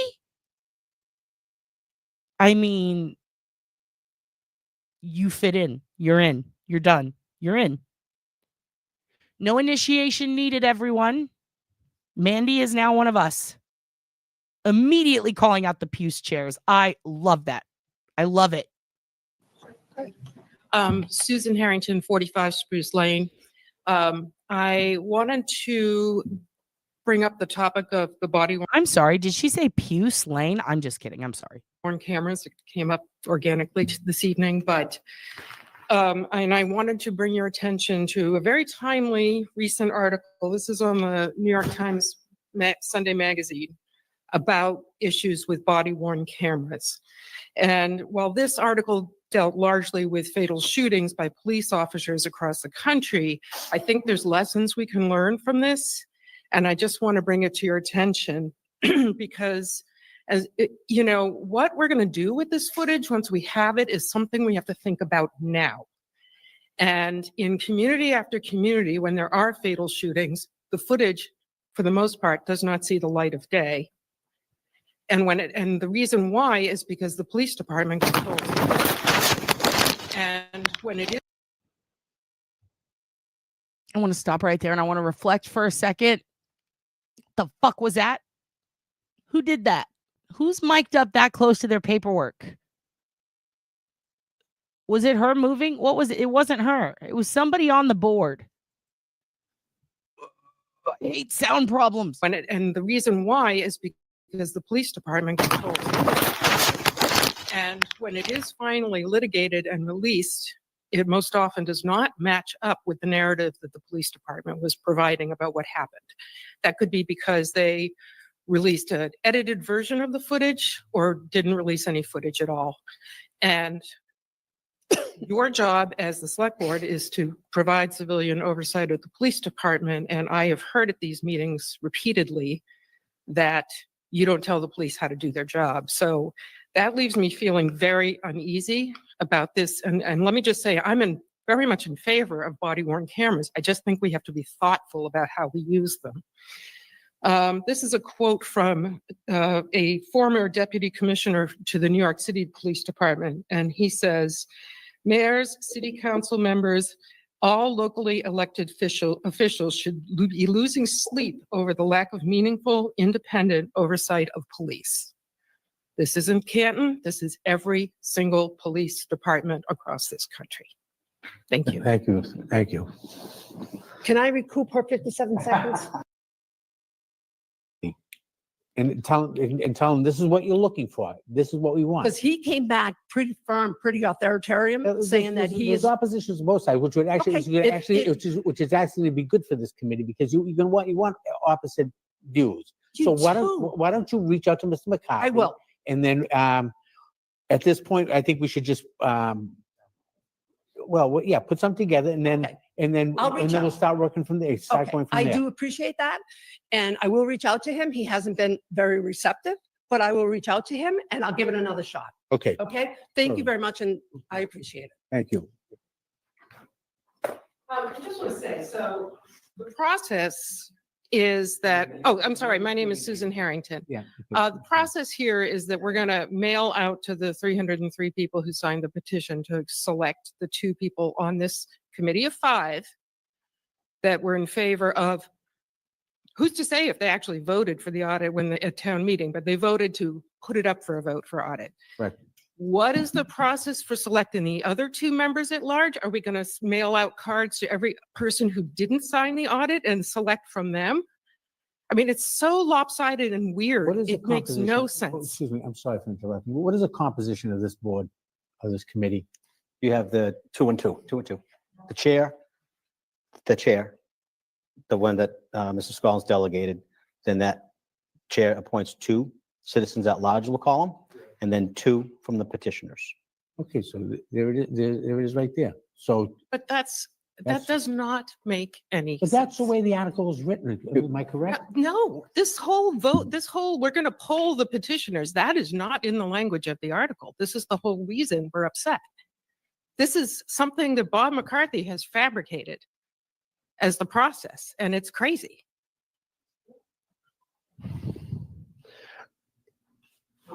You don't have the authority to change. Mr. McCarthy has to make the decision. So I think that you were right to ask Rita to reach out to Bob directly and have that conversation. So he's now the king of this process, and no matter how many people disagree with it, it's just whatever he says goes. That's your position. I just want to understand. The way the article was written and the way that it was voted at town meeting, this board doesn't have the authority to undo town meeting. It's hard to see. I can read it.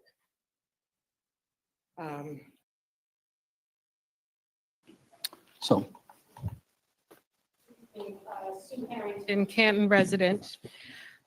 First, I want to say that I flat out condemn social media bullying, particularly of young adults.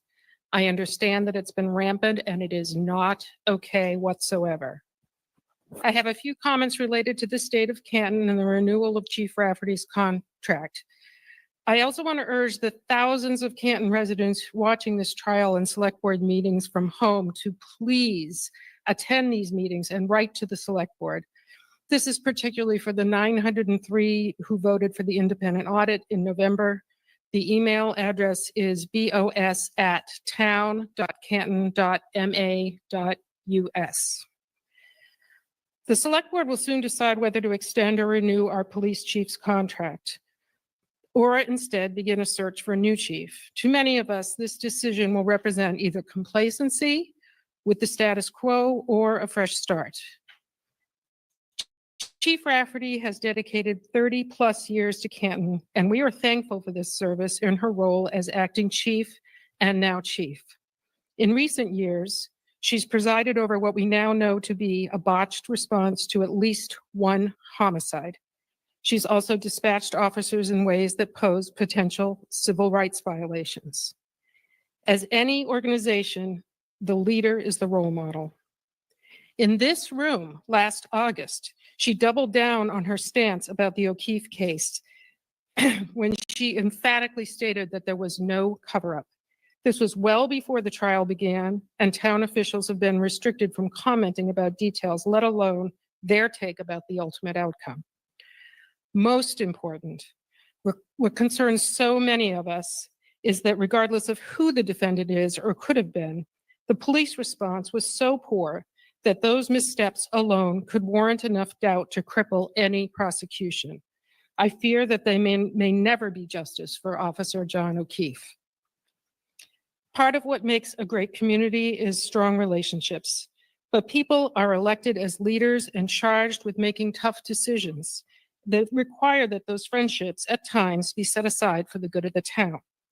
This is one of those times. We won't have the police audit findings and recommendations until next year, but we can assume in the meantime that without new outside leadership, we will continue to have more of the same, he's a great guy, responses to concerns. And this is the status quo that risks equal protection, safety, and costly lawsuits. Thank you. Thank you, Ms. Harrington.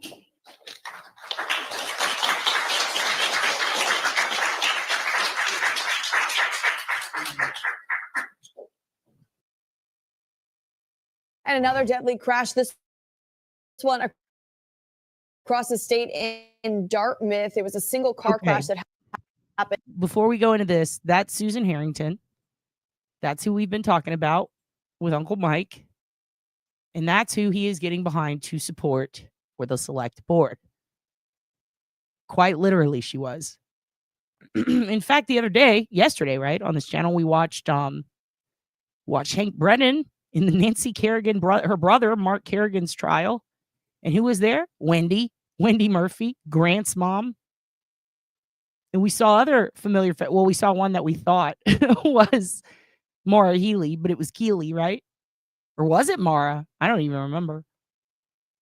I just know that small town vibes abound in McClittler. Jesus Christ. Classy McClittler. Small town vibes abound in Massachusetts. And what's interesting is Rafferty on what day was it? It was a day that was very important. It might have been, I think it was John O'Keefe's birthday, maybe, or the day he died. It was some very important day.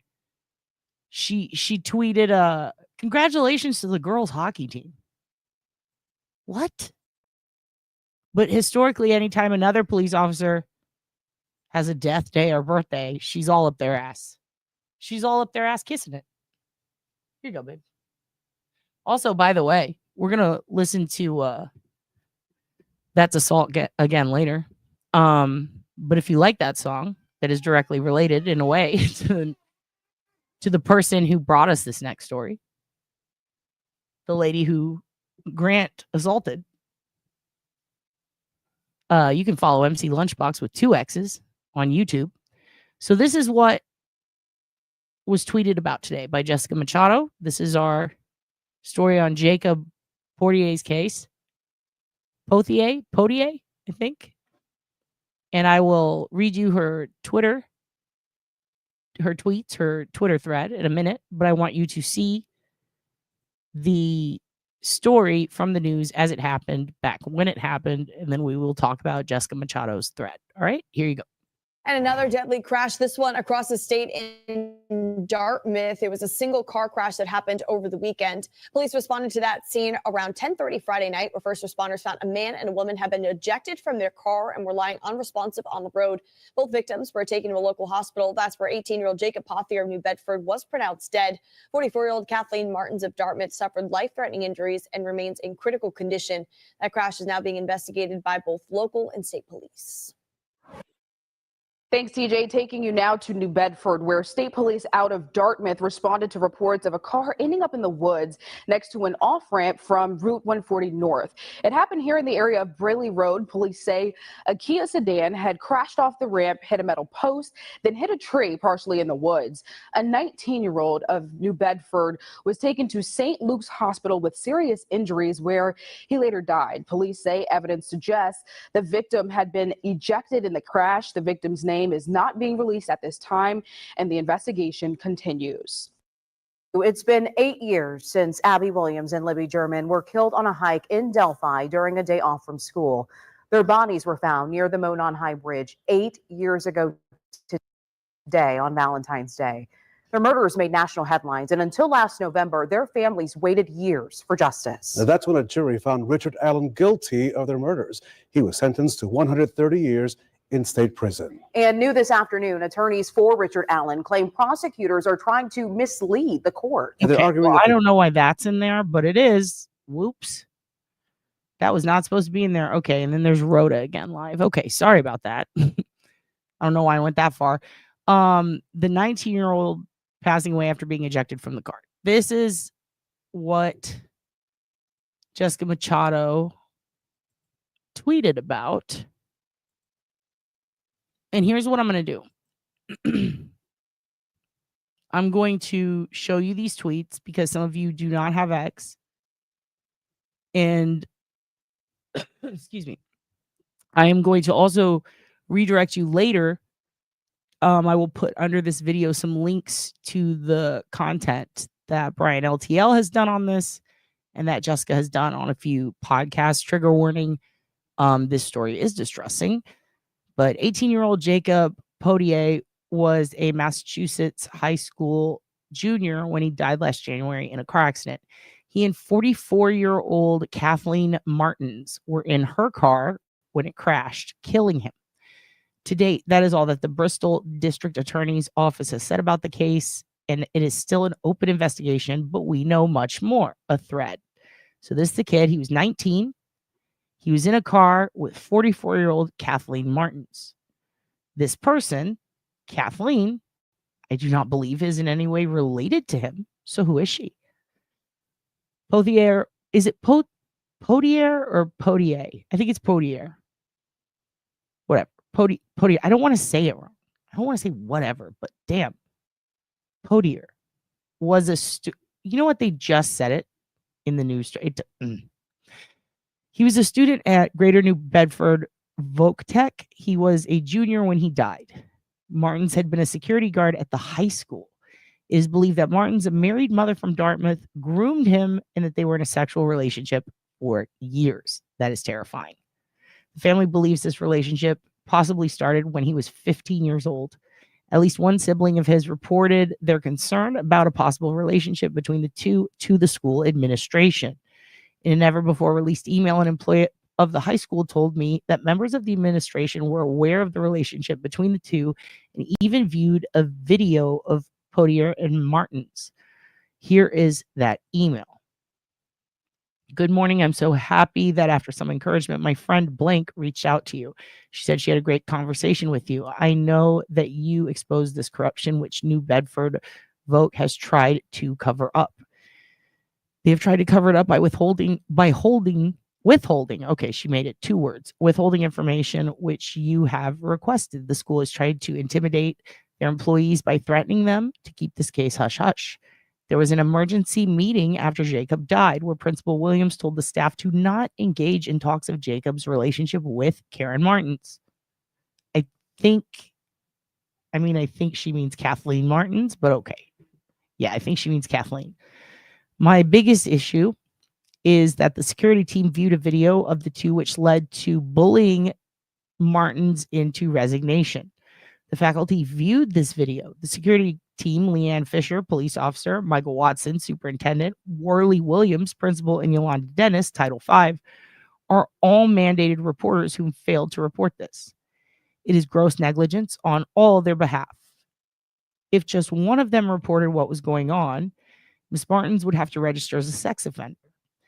If she had been registered sex offender, I believe it would have stopped her relationship with Jacob, I think is what she meant to say, and he would be alive today. I blame New Bedford Vogue and its staff for his death. Wow. No media outlet had ever reported that Martins had worked at GNBVT. I dug around and found that she had resigned in 2023, but still needed confirmation. I emailed the superintendent. Turns out Kathleen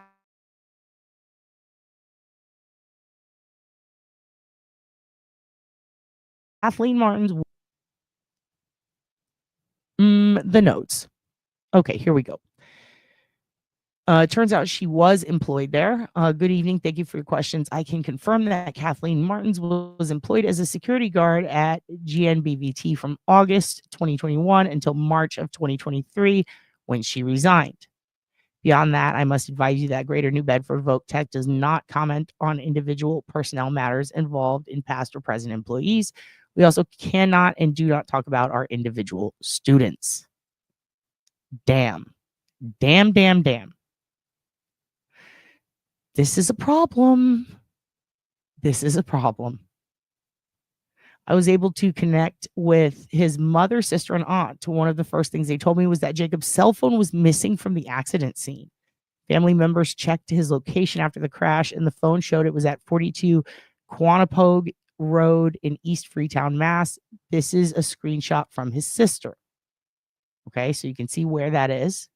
Jacob, 42 Quantipogue Road, East Freetown, Mass. Fair enough. The address is the location where the car had been towed after the crash. The family reached out to the state police officer who was at the scene and asked him to retrieve the phone. State Police Detective Robert Twitchell was the police officer assigned to the accident. According to Jacob's mother, Twitchell told the family the location was where the car had been towed and that he would retrieve the phone the following morning.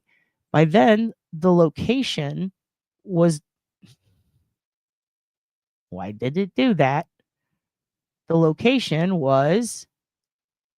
Why is it doing this? Oh God. Okay, because it's gonna start. Okay, it's gonna start back. The location was no longer showing. So there you go. So that means that they likely turned off the phone. Family spoke with Twitchell and he confirmed with them that he was able to secure the phone from the vehicle. The family member told me that Twitchell told her he was going to take the phone back to the station and do a data dump, that he would call her in a few days so that she could pick up the phone, but she never heard back. Approximately 10 days later, the family reached out to the state police, who told them that they do not have the phone.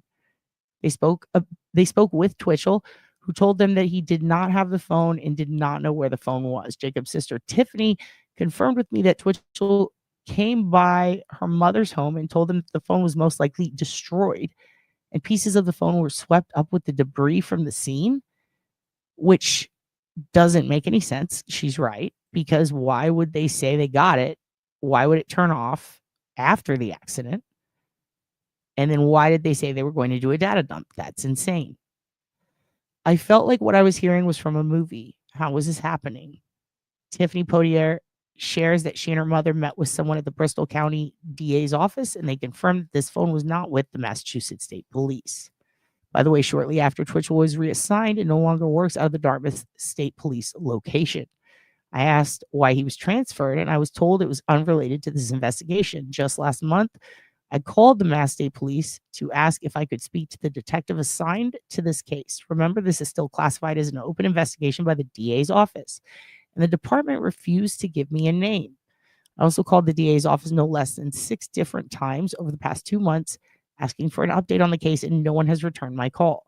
The family has hired an attorney, and they have sent a letter to the school stating their intentions to sue the school district. A judge in that case has ordered Martins is to be deposed. Good. Martins, who is fully recovered from the accident, has never been charged in the accident, nor for her alleged sexual relationship with Pothier. Sources tell me that the DA's office believed Pothier was driving the car, hence why Martins was never charged. DNA evidence from the scene still has not been processed 13 months after the crash. DNA can often take a long time. Like I told you guys from my case, like some of it had been 5 years and it still wasn't back. Okay, so let's keep reading. I'll see you soon, babe. The Mister says hello to everyone. Your favorite DJ MC Lunchbox with 2 X's. Please go to his page. Have good. He's going to go drive. He's going to go drive in the cold, wet. I hope he returns to me safely. Yeah, it seems they are covering up for this teacher too. Like, this poor kid, dude. This poor kid and his poor family. Like, since he was 15, so it's 4 fucking years of being groomed. Okay, granted, yeah, 19 is legal, but guess what? 15 isn't. That's not okay. It's not okay. And for them to say, yes, we have the phone. I'm going to take it back here and I'm going to data dump it first. And then you can come pick it up. And then saying we don't have it. Would they give it to Brian Higgins? Did they say, hey, Brian, come here. We have a phone we need you to go destroy. Can you go stomp this shit out? Did they just do they just have dudes that work there whose job is to fucking fuck up evidence? Because at this point, it feels like they have a taint team, and the taint team is there to taint the investigation. Like, they call out a taint team and they go, hey, go taint this, go fuck it up. And then a bunch of these dudes walk around doing Higgy Smash. They go, Higgy Smash. They say, oh, is that DNA? And then they go, ooh, and they do man noises while they blow DNA all over the fucking crime scene. They go knock on doors and say, do you have an old garbage bag I can dump this blood into? I'm not talking about our taint team. On the side of justice, a good taint. I'm talking about an actual taint team. Their job is to go taint shit. Let me go fuck this up. Great point, Mary. 15 was the age of Sandra Birchmore. Sandra Birchmore. I think you misspelled you meant Sandra, right? My phone autocorrects it to Sarah too, and I've been corrected on that a bunch. Yours might have done the same thing, Mary. Perfect point, Mary. Same age as Birchmore. When she started getting groomed, and technically she could have started getting groomed, I think at 13, right? Didn't she join it earlier? God, what is with these cops and the young teens? This lady she's an officer at the school. Disgusting. Additional sources have told me that an insurance claim settled out of court was paid to Pothier's family, and in the settlement, Martins was listed as the driver of the vehicle, not Pothier. Do you realize it? Did they do a tox test on her? Did they do a blood alcohol test? So you're telling me this 44-year-old bitch fucking drove around with a kid that she groomed for years in her car? Got in an accident. He dies. They didn't check her. They didn't check her blood. They didn't go look at videos of her drinking to say how fucked up was she. They did for Karen, though. They didn't do it for her. They smashed a phone. I mean, what a shocker. Another case where someone fucking dies. It gets covered up. Everything seems to be wrong with what was reported and what's actually going on. Damn it. The family has told me that to this day, they have never been interviewed about the case nor the relationship between Jacob and Martins. Calls to the DA and state police have gone unreturned. Fancy that. Would you believe it? I expect some new information will be coming forward on the story soon. However, stay tuned. Jessica, I don't know if you watch my bullshit. I don't know where you are, girl. But let me tell you something. I'm staying fucking tuned. My butthole's puckered. I'm staying fucking tuned. I am honed in. I am interested. I bow to you, my queen. Wow. Wow. What the fuck? I will go. Did you do this? Did you start the Substack yet? It looks like you did. I hope you're getting $5 donos because I will go. I am now going. I will sub. I will sub to you, my dominant female. Wow. More info coming soon. Can't wait to hear it. Also, that's very funny. Legacy media is like gaslighting narcissistic boyfriend. She's witty. I like her. This story is really fucking sad. This kid deserves some fucking justice. Jessica's right. People should be talking about it. No one's talking about it or reporting on it. She's doing it. You know who did, though? Brian LTL. He did. He did. Like 5 months ago, I think. Maybe it was even older, but he did. Him and Jess are on it. More people need to be on this. This is a problem. You got a sicko groomer who fucks around with the cops, has a school district covering it up, a child who has been groomed, dead now, in a car accident with the groomer. This is a problem. This is a problem. Yeah, she's been writing up a lot of stuff. This one caught my eye, made me go, that's not good. This is not good. This is a bad look. It's a bad thing to do to a kid. Someone should fucking say something. That bitch should be in jail. And not alleged. She lived. She lived.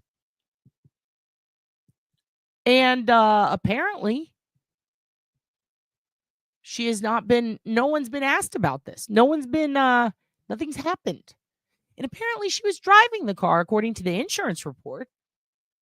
That's a problem. So that means the insurance interviewed her. So why didn't the cops? Also, don't forget the destroyed fucking phone. Are you kidding me?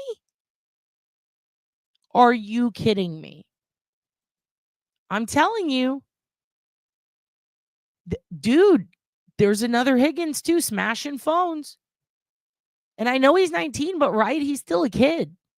People see 19-year-olds and they go, oh, they're an adult. No, this is still a kid. And keep in mind, this shit was happening since he was 15. That shit with Birchmore is happening since she was 15. That is not okay. Also, that kid kicking a rabbit around is it's a fucking problem. Don't kick a dead rabbit around a house and think I'm not going to look at you and go future serial killer. What the fuck? Fucking weirdos. Anyway, I got to go. I love you guys. Cheers to Jessica Machado for covering something that needs to be covered. I'm going to let Rhodey Young see you guys out. What do you think of that? Rhoda Young? All right. And then if I can find the puppies, okay, and you guys can watch. This one is Muslim, this one is gay. They're my puppies, my doggies. Yeah, you're not adult till you're like 25 minimum. Totally. Dude, I'll go check it out. Thank you, Boston Terror. Thank you, Lara. And don't forget, we still have the old Bology line going. If you want to call in, you can say whatever you want. You can talk your shit. You can call me names. You can tell me I'm fat. I don't care. I love you so much. Thank you for coming. You guys are the best. That's the phone number. If you need to reach out to me in any way, shape, form, or fashion, you can see that scrolling below. If you want to call and leave an anonymous message, it will get played on the show. So don't leave your name or anything like that. And I will be putting up a compilation of them soon, like within 24 hours. So thank you guys so much for coming. We are definitely going to watch another Rhoda, I think. We're going to do another Rhoda. Thank you so much, Mary Malarkey, my dream snake, my gay dream snake. Thank you for coming to me in dreams as my gay snake. I appreciate it. Thank you, Mandy Joe, for being here. Pew, see you later, homie. All right, you guys are the best. Don't forget, MC Lunchbox with 2 X's on YouTube, and that's when I bring him on. That's when he comes on and he hosts the show. He runs shit. You guys want to hear from Dad's boyfriend? You guys want to see his beautiful mustache again? You want to fawn over him? You trying to fuck? Hey, you want to stare at him and make a puppet? What's up, Mandy Joe? ATX in the house, Mandy Joe. You want him to play doctor on the internet and tell you what's fucking wrong with you? Vámonos, pendeja. You want him to stare deeply into your eyes? Tell you what's wrong with you? Go follow MC Lunchbox. 2 X's. We got to get him to 500. If you want him to live DJ for you, we got to get him to 500. Did I say 200? I meant 500. Okay. He's very funny. He's funnier than me. You want to see him do it in a mushroom hat for the Fun Guys podcast that he was on? Shout outs to that. That's going to be coming soon. That's his fucking thing. Uncle Francis, how are you going to show up as we're ending? What the fuck, Francis? Everyone, your Uncle Francis is alive. Thank Christ. We were worried about you, Francis. Hey, IPA has our 2 mil. What are you going to do about it? Francis, tell IPA we need the audit of the audit. We need the PowerPoints soon. Please.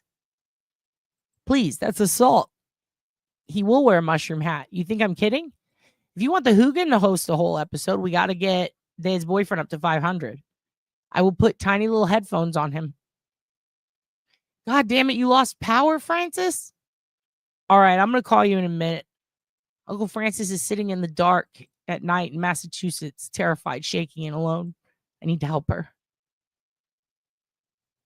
Tomorrow, maybe early morning, Frank does need a generator. How do we get Frank a generator?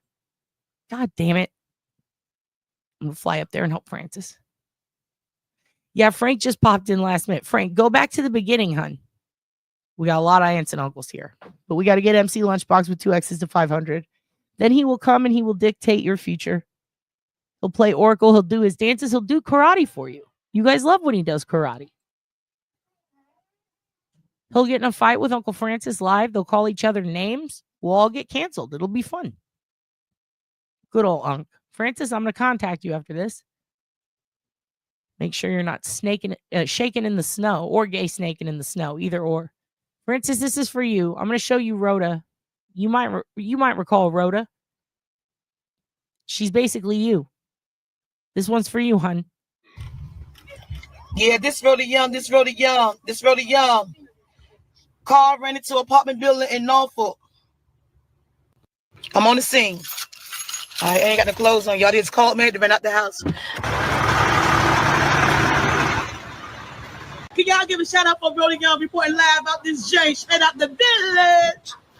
There we go. Rhoda Young live. There we go. How we doing? In the village. How we doing? Report live. Report live, baby. Bishop Abbott report live. Hey, this ain't Rhoda Young. This Bishop Abbott. That's what I'm talking Everyone live. Came this way. He came through here. They go to car park right there. Okay, so he came through here. Yeah. And drove his car all the way up in here. Police chasing. What the person that the perpetrator? That was saying they got away. I don't even know their names or nothing. I ain't saying no names. So who house is that? I don't even know who house it is. Man, excuse me. Excuse me, can I get a minute with you, please?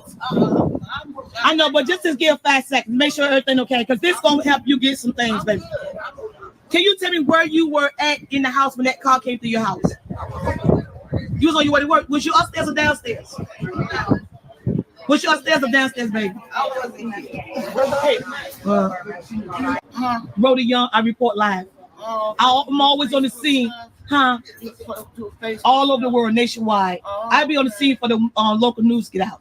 See, I'm the people, I'm the voice for us. The things they won't tell about us. So I'm that one to go behind the scenes and speak about us. See, stuff like this won't hit like most of the time normal news. So I come behind the scenes and get the real tragedies of what happened to us. Once again, this is Rhoda Young live reporting straight off the scene. I'm at apartment number 90. We have a white car that ran through this house right here. What I was told was this car was in a was being chased by the police officers or whatever be it. Once again, this Rhoda Young report live. I beat you out here, Wavy News 10. I beat you Channel 3. I beat you News Channel 13. I'm live on the scene out there. Yeah. I had to call you out here, Rhoda. Thank you. I appreciate that. Yeah, I that's Rhoda Young reporting live. For you until you got out here. Thank you, y'all. My live still. No, but you don't know, but hold on, get out of the way, but you weren't out here when it first happened. I was out here because I was asleep. Okay, give me the story one more time. Yeah, know what I'm saying? I came through. I would feed my baby some goddamn bacon and eggs. Right. I cooked some bacon and eggs for my baby. We got there. I'm in the kitchen. I heard goddamn boom, boom, boom. When they came into the court, allegedly Norfolk Police Department pursued them on foot. They did not enter the court with their vehicles, but this car chose to drive directly into this house. Allegedly, the person that's driving the car did get away. Allegedly, there have not been no arrests at this time. But once again, this is Rhoda Young, straight out of Huntersville Village, reporting live. Please stay tuned. One thing about the village, you know, when you're dealing with stuff like this, when you're out the village in the hood, straight up, they got a code out this chain, so we would not be solving this crime. It's a code out here, so ain't nobody gonna talk. That's how they rock. That's how they rock. That's how they rock, you know, around here. You know what I'm saying? Ain't nobody gonna talk. Yes, I'm out here for a reason. I'm out here for the people, the voice. I'm gonna let y'all check out my new CD. Y'all gonna be the first one to check out my new CD. Have there been any arrest officers? Have anybody been placed in custody? Is the PRI coming out? Excuse me, officer. Sergeant. Yeah, Sergeant. Sergeant. Is public relations coming out so I can ask them some questions about? Don't talk to me. Huh? I said PR. The person. Wait a minute. Let me do this. The personal personnel relation, the one that talked to the media, is he coming out? I like the way you wear your hat. You're welcome, sir. Thank you for the job that y'all do. The bomb. And I made sure they knew y'all did not chase that car in this court. That car came in this court on its own. Once again, Rhoda Young out this Jane reporting live. See, I beat the news out here because I have people out here. I got followers that love me. You know what I'm saying? They missing out. They missing out. They trying to hate on me and not put me on the news. But guess what? I'm out here. My people love me. Juices.